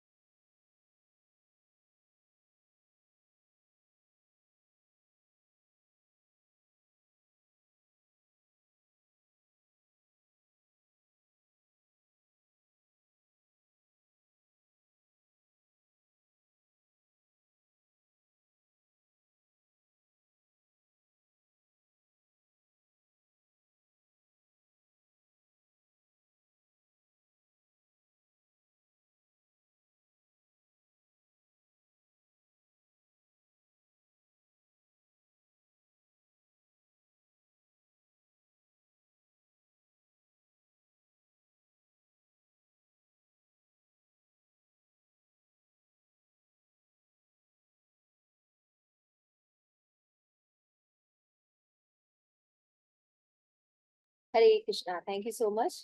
आप लोगों का 5 मिनट हो गया है। आप लोग ने जो मेन पॉइंट्स लिखे हैं उनको थोड़ा सा शेयर कीजिए। थोड़ा ये स्क्रीन बंद करिए मत से। यस यस, जय किशोरी माता जी। हरे कृष्ण प्रभु माता जी आप दंडवत खड़ा करें और इस पे पार्टिसिपेट करें। यस यस माता जी। जो ये श्लोक है उसमें प्रभुपाद जी हमें समझाते हैं आध्यात्मिक जगत जो है कृष्ण का जो गोलोक वृंदावन धाम है उसके गुण बताए गए हैं। वो बताते हैं कि जो वैकुंठ है भगवान का गोलोक धाम वहां पे सूर्य चंद्र की कोई जरूरत ही नहीं है क्योंकि वो जो गोलोक वृंदावन धाम है वो स्वयं प्रकाशित है। वहां पे कोई बिजली या किसी की भी जरूरत नहीं होती और उसको वैकुंठ इसीलिए कहा जाता है कि भौतिक जगत हमारा जो है वो दुखालय है तो वैकुंठ में किसी भी जात का दुख नहीं होता है, किसी भी जात की कुंठा नहीं होती, इसलिए उसे वैकुंठ कहा जाता है। Hare Krishna. Very nice point, thank you so much माता जी, वेरी नाइस। यस माधवी माता जी, और पॉइंट्स बताइए माधवी माता जी।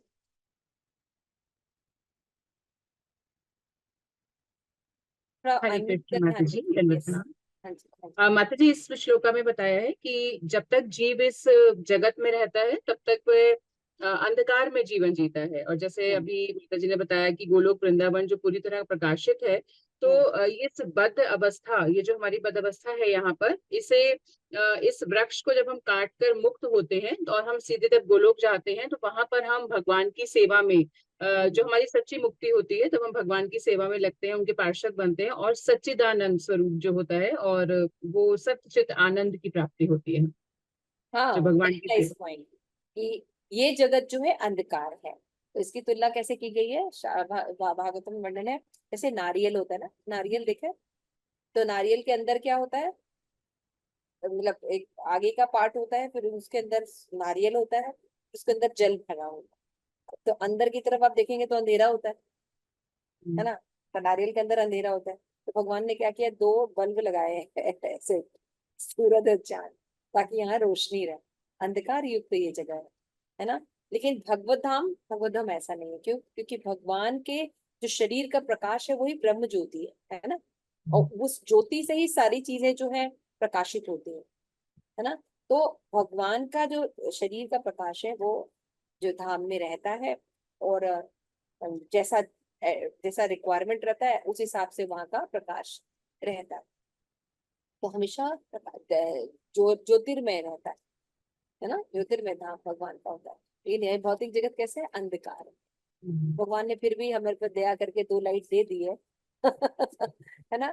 तो सन से सारी जो जो तेजमय प्रकाश है वो होता है। तो आप देखिए, जो पेड़ होता है वो सन के, सूरज के प्रकाश को अपनी जड़ों में शोषित करता है ना। शोषित करने के कारण क्या होता है, उसमें अग्नि की प्रवृत्ति रहती है। सूर्य में अग्नि की प्रवृत्ति होती है, इसलिए पेड़ की लकड़ियों में भी जलने की प्रवृत्ति रहती है। इसीलिए जब वो सूख जाते हैं तो आप उनको जलाएंगे तो वो जल जाएगी। तो अग्नि की प्रवृत्ति कहाँ से आती है? सूर्य से, समझा? तो इस तरह से हमें समझना चाहिए। इसी तरह सूर्य जो है हर चीज में, सूर्य चंद्रमा जाती है, और भगवत गीता में कहते हैं ना कि चंद्रमा के द्वारा मैं पोषण देता हूँ, वनस्पतियों का पोषण करता हूँ, अमृत रस का आस्वादन होता है, तो उससे पोषित होती है सारी चीजें। तो ऐसा सच में है। ठीक है, वेरी सुंदर, बहुत अच्छा पॉइंट बताया आपने। यस कालिया मर्दन प्रभु जी।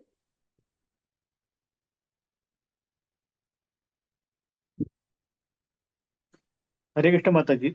यस यस माता जी, ये जो अंधकारमय जग है इससे बाहर निकलना है तो हमको जो भक्ति मार्ग की जो प्रोसेस है वो फॉलो करना चाहिए। वो फॉलो करने से हम जो हमारे बंधन है हम उसको तोड़ सकते हैं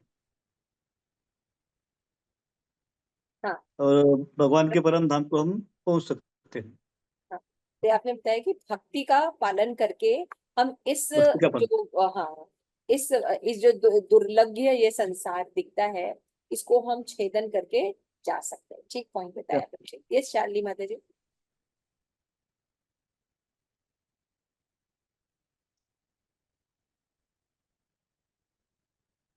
हरे कृष्णा माता जी, दंडवत प्रणाम। माता जी, जो प्रभु जी ने बताया है इसमें मतलब मैंने 3 पॉइंट लिखे थे कि अगर हमें इस दुर्लभ संसार भौतिक जगत से निकलना है तो पहले हमें कृष्ण भावनामृत ग्रहण करनी है। दूसरा, हमें ऐसे भक्तों की संगति करनी है जो कि कृष्ण भावना भावित हो, क्योंकि Yes. उसके बिना ये संभव नहीं होगा। हम कृष्ण भावना भावित होने की प्रक्रिया में आ जाएंगे, लेकिन अगर भक्तों का संग नहीं करेंगे तो हम नहीं बढ़ पाएंगे आगे। और माता जी, तीसरा है कि ऐसे समाज को भी खोजना चाहिए जो कृष्ण भावनामृत के समर्पित हो, यानी कि हमें संघ में रहना चाहिए। हाँ जी, ये मेरा पॉइंट था। Very nice point. तो माता जी ने भी बहुत सुंदर पॉइंट्स बताए, तो आप इसको नोट डाउन कर सकते हैं। यस, और कोई? तो मेन बताया गया, ये सारी बातें आप लोगों ने कवर की, है ना। इसमें कुछ इंपॉर्टेंट है, उसको मैं ऐड कर देती हूँ। उसमें है जैसे कि प्रभुपाद क्या कहते हैं, यदि ये सूचना मिले आपको कि आध्यात्मिक जगत में प्रकाश होता है, भौतिक जगत में अंधकार होता है, तो ये सब नॉलेज सुन के मैं मुग्ध हो जाना चाहिए। बहुत एक्साइटमेंट फील होनी चाहिए, है ना। मैं बहुत खुशी हो रहा हूँ, ओह माय गॉड, ऐसा भी जगत है जहाँ पे कोई दुखी नहीं है, जहाँ जन्म मृत्यु जरा व्याधि नहीं। I want to go there. I want to go there. और क्या है, और क्या है? We had to excited from this. और फिर प्रभुपाद एक बहुत सुंदर बात लिख रहे हैं कि यदि कोई केसरिया वस्त्र पहनने से भौतिक आकर्षण से विक्षिप्त हो जाएगा तो ऐसा संभव नहीं है ना। अगर हम सन्यासी का ड्रेस पहन लें और ये सोचे कि हम मुक्त हो गए हैं, ऐसा नहीं है। चेतना शुद्ध करना इम्पोर्टेंट है। देखिए कितने सुंदर सुंदर लाइन प्रभुपाद ने लिखी है ना। यदि कोई केसरिया वस्त्र पहनने से भौतिक जगत के आकर्षण से विक्षिप्त हो जाए तो ऐसा संभव नहीं, उसे भगवत भक्ति के प्रति आसक्त तो होना पड़ेगा। कहते मनुष्य को चाहिए कि गंभीरता पूर्वक 12वें अध्याय से भक्ति का जो वर्णन किया गया है वही वास्तविक दृष्ट इस मिथ्या अभिव्यक्ति से बाहर निकलने का एकमात्र साधन है। तो साफ साफ है। लास्ट में प्रभुपाद दिखते हैं कि परमम मम शब्द भगवान ने यूज किया है ना, तद्धाम परमम मम, यानी वास्तव में जगत का कोना कोना भगवान की संपत्ति है, परंतु दिव्य जगत जो है वो परम 6 ऐश्वर्यों से पूर्ण है ना। कठोपनिषद में भी इसकी पुष्टि हुई है, जो इस कहते हैं कि जगत में सूर्य प्रकाश के तारणाकरण की आवश्यकता नहीं है, क्योंकि वो समस्त आध्यात्मिक आकाश भगवान की आंतरिक शक्ति के प्रकाश में है। तो पराधाम तक केवल शरणागति से ही पहुंचा जा सकता है, अन्य कोई उपाय नहीं है, नहीं है, नहीं। क्लियर हो गया? अन्य कोई उपाय नहीं, ये बात हमें समझनी पड़ेगी, इसलिए भक्ति को हमें समझना पड़ेगा। अब भगवान जो है आगे बता रहे हैं, देख सकते हैं।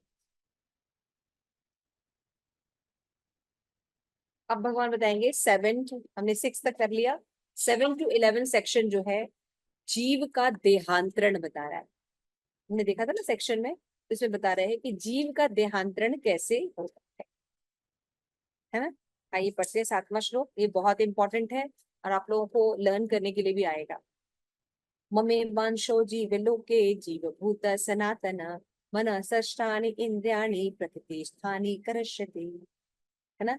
तो क्या बता रहे हैं कि इस बद्ध जगत में सारे जीव मेरे शाश्वत अंग हैं और बद्ध जीवन के कारण ही वे 6 इंद्रियों से घोर संघर्ष कर रहे हैं, जिसमें मन भी सम्मिलित है। तो यहाँ पे जीव के स्वरूप के बारे में स्पष्ट नॉलेज दिया गया है कि जीव परमेश्वर का सनातन रूप से सूक्ष्म अंश है, और ऐसा नहीं कि बद्ध जीवन में वो व्यष्टि धारण करता है और मुक्त अवस्था में परमेश्वर से एकाकार हो जाता है। ये बहुत इंपॉर्टेंट लाइन है कि जब हम बद्ध जीवन में हैं तब तो हम भगवान से अलग हैं, भगवान है और हम, लेकिन जब हम मुक्त हो जाते हैं तब जाके भगवान से मिल जाते हैं।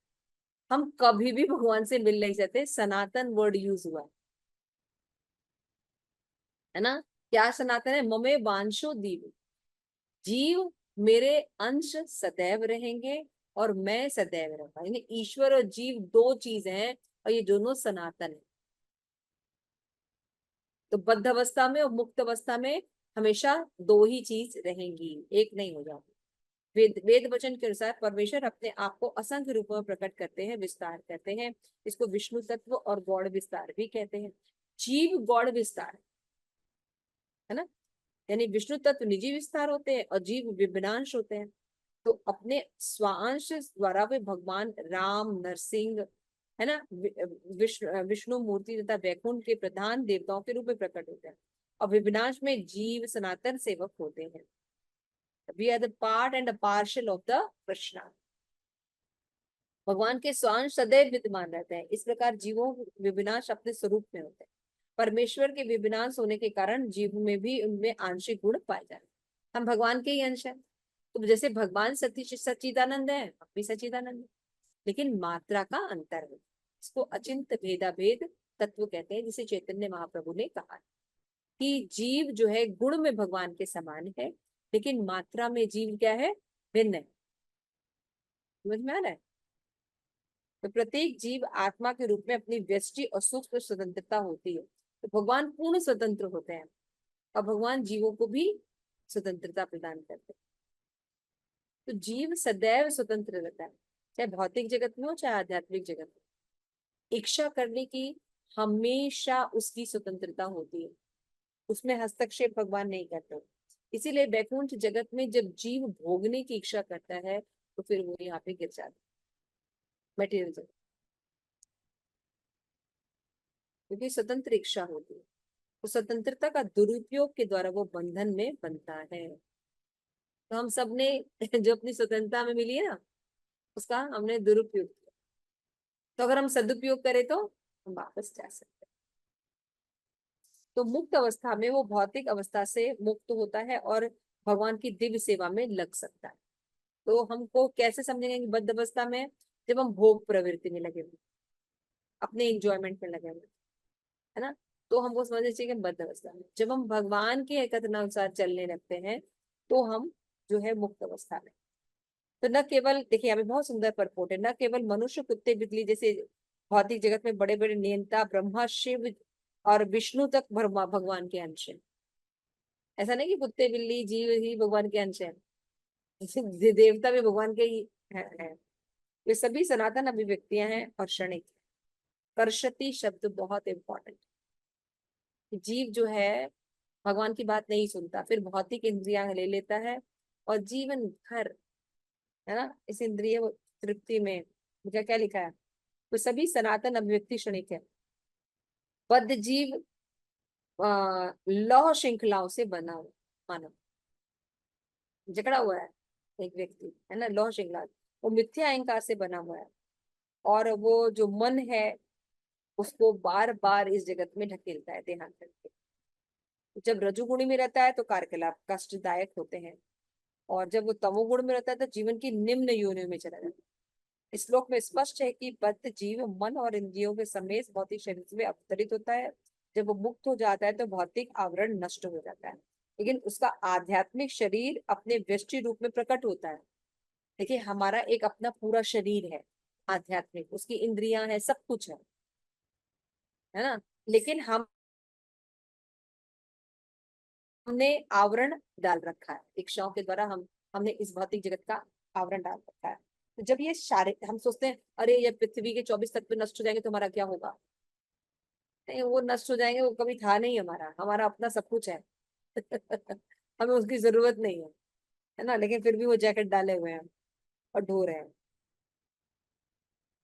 जब वो नष्ट हो जाएगा तो हमारा आध्यात्मिक शरीर तो है ही। तो यहाँ यह बताया गया है कि जब जीव अपने इस भौतिक शरीर को त्यागता है और आध्यात्मिक शरीर में प्रवेश करता है तो पुनः आध्यात्मिक शरीर प्राप्त करता है। तो इसमें पता चलता है कि वैकुंठ पे सारे जीव भगवान जैसे शरीर में रहते हैं, और उनकी बनावट का प्रश्न है कि अंश रूप में विष्णु के ही अंश के समान होते हैं। तो दूसरे शब्दों में भगवान की कृपा से मुक्त होने पर जीव की आध्यात्मिक शरीर प्राप्त होता है। करशति, लेकिन यहाँ पे करशति कर रहे हैं क्योंकि हम है चेतन तत्व और भौतिक जगत जड़ तत्व है। तो दोनों का मेल होगा, कभी नहीं होगा। जड़ चीजें कैसे हमको सुख देंगी, ये संपत्ति, धन, मकान, ये सुख नहीं देते, ये साधन है। तो और भी शब्द है ममे वांशो, शब्द भी सार्थक है, जिसका अर्थ है भगवान के अंश। भगवान का अंश ऐसा नहीं होता जैसे कि एक खंड है वो टूट गया है, वहां से अलग हो गया, है ना। तो अलग अलग खंड, जैसे हम क्या सोचते हैं आप लोग के पास, किसी के पास पेपर है? एक खाली पेपर है किसी के पास? पर स्क्रीन बंद करिए माता। किसी के पास पेपर है? प्लीज शो मी। किसी के पास एक पेपर हो तो ऐसे दिखाइए। राजेश्वरी स्क्रीन बंद करके, स्क्रीन बंद करिए राजेश्वरी।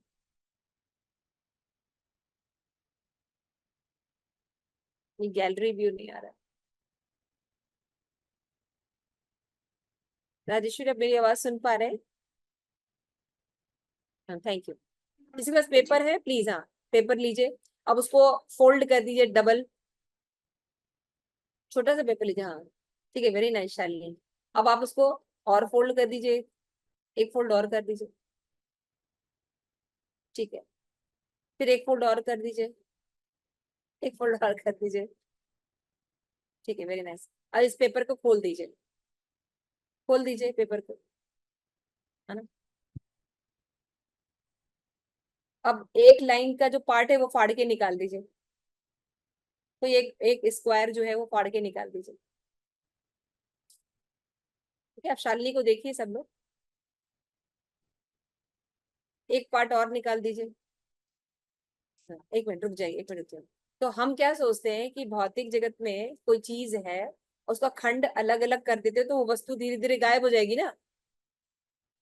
अभी हम या और भी खंड निकाल दे तो पेपर ही नहीं बचेगा। आप सब खंड काट दीजिए, काट दीजिए, काट दीजिए, तब ये वस्तु ही नहीं रही, है ना। वस्तु ही नहीं रही, पेपर ही नहीं रहा, सब खंड खंड हो गया। ऐसे कोई भी चीज को आप करिए तो क्या होता है का, वो वस्तु ही नहीं रहेगी।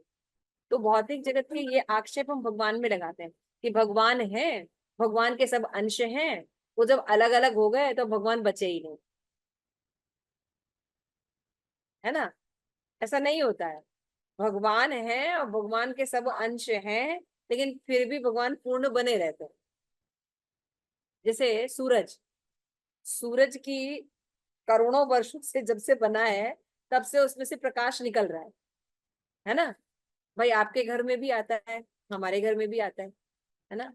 कालिया मर्दन प्रभु जी, आपके घर में सूरज की रोशनी आती है? सेम, है ना। हमारे घर में भी आती है ना। महाविष्णु प्रभु जी, आपके घर में आती है सूरज की रोशनी, वेरी नाइस। क्या सूरज में छेद हो गया है? इतने लोगों को सूरज की रोशनी प्रोवाइड करने से उसमें छेद हो गया है? सूर्य भगवान ने बनाया है, वो भी आध्यात्मिक है ना। इसलिए प्रकाश देने पर भी उसमें एज इट इज उसका जो प्रकाश है, ऊष्मा है, वो बना रहता है। तो भगवान में ऐसा हो उसमें कौन सी बड़ी बात, ठीक है। तो मम्मी यहाँ पे देखिए बहुत सुंदर बात बताइए कि जैसे किसी पदार्थ का टूटा खंड, जैसा बताया गया, आत्मा का खंड नहीं किया जा सकता। सेकंड चैप्टर में बोला ना कि आत्मा को तो काटा जा सकता है। सुना है, पढ़ा है ना आपने सेकंड चैप्टर, याद है आत्मा के बारे में। तो यहाँ पे खंड खंड नहीं किया सकता, और खंड भौतिक दृष्टि से अनुभूति होती है कि वो पदार्थ की भांति नहीं है जिसे चाहो कितने भी खंड कर दो और फिर पुनः जोड़ दो। ऐसी विचारधारा यहाँ पे लागू नहीं होती, क्योंकि संस्कृत में सनातन शब्द का प्रयोग किया, वे विभिन्न सनातन है। विभूति के प्रारंभ में कहा गया कि प्रत्येक शरीर के में भगवान का अंश विद्यमान है, देहिनो अस्मिन यथा देहे। यह अंश जब शारीरिक बंधन से मुक्त हो जाता है तो आध्यात्मिक आकाश में वैकुंठ लोक में अपना आदि शरीर प्राप्त कर लेता है, जिससे वे भगवान की संगति का लाभ उठाता है। यानी जब ये आवरण, जैसे मैंने ना पेपर काट दिया अलग हो गया, ऐसा नहीं है, खत्म नहीं हो जाती वो चीज। हमारी आइडेंटिटी शाश्वत है, भगवान के अंश हैं हम। जैसे भगवान की आइडेंटिटी नहीं खत्म होती बांटने पर भी, उसी तरह से हमारी आइडेंटिटी भी ये भौतिक तत्वों के शरीर के विनाश होने से नष्ट नहीं होती, हमारी आध्यात्मिक आइडेंटिटी रहती। क्लियर हो गया। तो ये भौतिक शरीर के नाश होने पर भी हमारा आध्यात्मिक शरीर रहता है, शाश्वत रहता है और सच्चिदानंद रहता है। क्लियर होगा। ये अंश अब शारीरिक बंधन से मुक्त हो जाता है, आध्यात्मिक वैकुंठ लोक अपने आदि आध्यात्मिक शरीर प्राप्त करना है, इससे वो भगवान की संगति का लाभ उठाता है। किंतु ऐसा समझा जाता है कि जीव भगवान का अंश होने के कारण गुणात्मक दृष्टि से भगवान के समान है, जिस प्रकार स्वर्ण के अंश का स्वर्ण होता है। ठीक है, इसको एक एग्जाम्पल से भगवान ने समझाया है। शरीरम योगदान होते यच्चारुतमीश्वर गृह वेतानि संन्यासी वायु गंधर्व निवास। इस संसार में जीव अपनी आध्यात्मिक बुद्धि को एक शरीर से दूसरे शरीर में इस तरह से ले जाता है जिस प्रकार वायु सुगंध को ले जाती है। इस प्रकार वो शरीर धारण करता है, जिसे त्याग कर वो दूसरा शरीर धारण करता है। तो जैसा शरीर मिलता है फिर वैसा उसका आंख नाक कान मिलते हैं, इंद्रियां मिलती हैं, इंद्रियों के विषय मिलते हैं, फिर उस तरह से वो भोगता है। मान ली कुत्ते का शरीर मिलता है तो भौंकेगा, है ना, भगवत गीता थोड़ी पढ़ेगा। उसी तरह से सुअर का शरीर है तो मल खाएगा, लेकिन मनुष्य शरीर मिला है तो हलवा खाएगा। तो इस तरह से शरीर जैसा होता है वैसी इंद्रियां प्राप्त होती है। लेकिन उत्क्रमात स्थितम व्यापी 10वां श्लोक, भुंजान वा गुणातीतम विमूढ़ा नानुपश्यन्ति पश्यन्ति ज्ञान चक्षुषा। मूर्ख नहीं समझ पाते कि जीव किस प्रकार अपना शरीर त्याग कर सकता है, और न ही वो ये समझ पाते कि प्रकृति के गुणों के अधीन में वो किस तरह के शरीर को भोग करता है। तो जो अभी दिखाया गया कि शरीर होता है, कर्म के अनुसार मिलता है, तो मूर्ख लोग कहते हैं नहीं नहीं सिर्फ यही जीवन है, यही जीवन है, खाओ पियो मौज करो, कल किसने देखा है। तो वो इन चीजों में नहीं विश्वास करते, और लेकिन उनकी आंखें ज्ञान की प्रशिक्षित होती हैं, वो ये सब देख सकते हैं। जब हम शास्त्र पढ़ते हैं तो हम देख सकते हैं कि ऐसा ही हो रहा है, कैसे प्रकृति का निर्माण होता है, कैसे हमारा शरीर है, और जैसे शरीर में हमारी मन स्थिति रहेगी, चेतना रहेगी, मरने के समय वैसे ही दूसरा शरीर प्राप्त होगा। तो 11वें श्लोक लास्ट में, इसमें जो जीवों का देहांतरण श्लोक है, इसमें सेक्शन में 11वें श्लोक में भगवान कहते हैं यदंतो योगिनश्चैव पश्यताम अव्यवस्थितम यदंतो यह अकृतमानो न चैव परम चेतसा। आत्म साक्षात को प्राप्त प्रयत्नशील योगी जब ये सब स्पष्ट रूप से देख लेते हैं, लेकिन जिसके मन विकसित नहीं है और आत्म साक्षात को प्राप्त नहीं है, वे प्रयत्न कर कर भी नहीं देख पाते कि क्या हो। आप लोग इस जगत में रहकर इस बात का अनुभव कर रहे हैं कि भक्ति जो करते हैं वो कितने सावधान रहते हैं, कर्मों के प्रति, फॉल डाउन के प्रति, अपराधों के प्रति, है ना, देहांतरण के प्रति, कभी भगवान की भक्ति छूट न जाए, ऐसा ऐसा उनके अंदर सब रहता है। लेकिन जो इन चीजों को नहीं समझते वो इनकी परवाह नहीं करते। क्या हो गया, विवाह करना क्यों जरूरी है ना, भगवान की माला करने से क्या हो जाएगा, किसने देखा है, लाइक दैट, है ना। तो इस तरह जो है ये जो 7 से 11 श्लोक है ये जीव का देहांतरण। तो आप लोगों का ये होमवर्क है कि आप लोग ये 7, 8, 9, 10, 11 श्लोका को पढ़ के रखिएगा कि किस तरह से जीवों का देहांतरण होता है। इसमें कोई भी प्रश्न होगा तो आप लोग अपना लिख लीजिएगा पढ़ते समय, अगर आपको लगे ये श्लोक 7 to 11 तक में, तो वो प्रश्न भी लिख लीजिएगा। कल की क्लास में जब हम शुरू करेंगे तो ये प्रश्न लेके फिर हम आगे बढ़ेंगे। तो आप लोगों का ये होमवर्क है कि ये श्लोकों की आप रीडिंग करें, ये बहुत इंपॉर्टेंट है ये श्लोका 7 to 11। क्लियर है सबको? सबको सुनाई दे रहा है ना? टीचर की आवाज वैसे जब होमवर्क देते हैं ना सुनाई नहीं देती स्टूडेंट्स को, तो इसलिए मैं कंफर्म कर रही हूँ। हाथ प्लीज अपना उठा दीजिए कि आप लोगों ने सुना ये, है ना। नहीं वो मदर जी ने बहुत आवाज आ रही थी, पीछे कुछ था, हमने सुना नहीं। तो कल की क्लास तभी शुरू होगी जब ये होमवर्क हुआ होगा। 7 to 11 मेन पॉइंट्स लिखने हैं, जो पॉइंट नहीं समझ में आ रहे क्वेश्चन राइट डाउन करके रखिए। क्लियर है? Thank you so much. Shri Prabhupada की जय, आप सभी गौर भक्तवृंद की जय, निताई गौर ब्रह्मानंदे, हरि हरि बोल। तो मैं आप लोगों को एक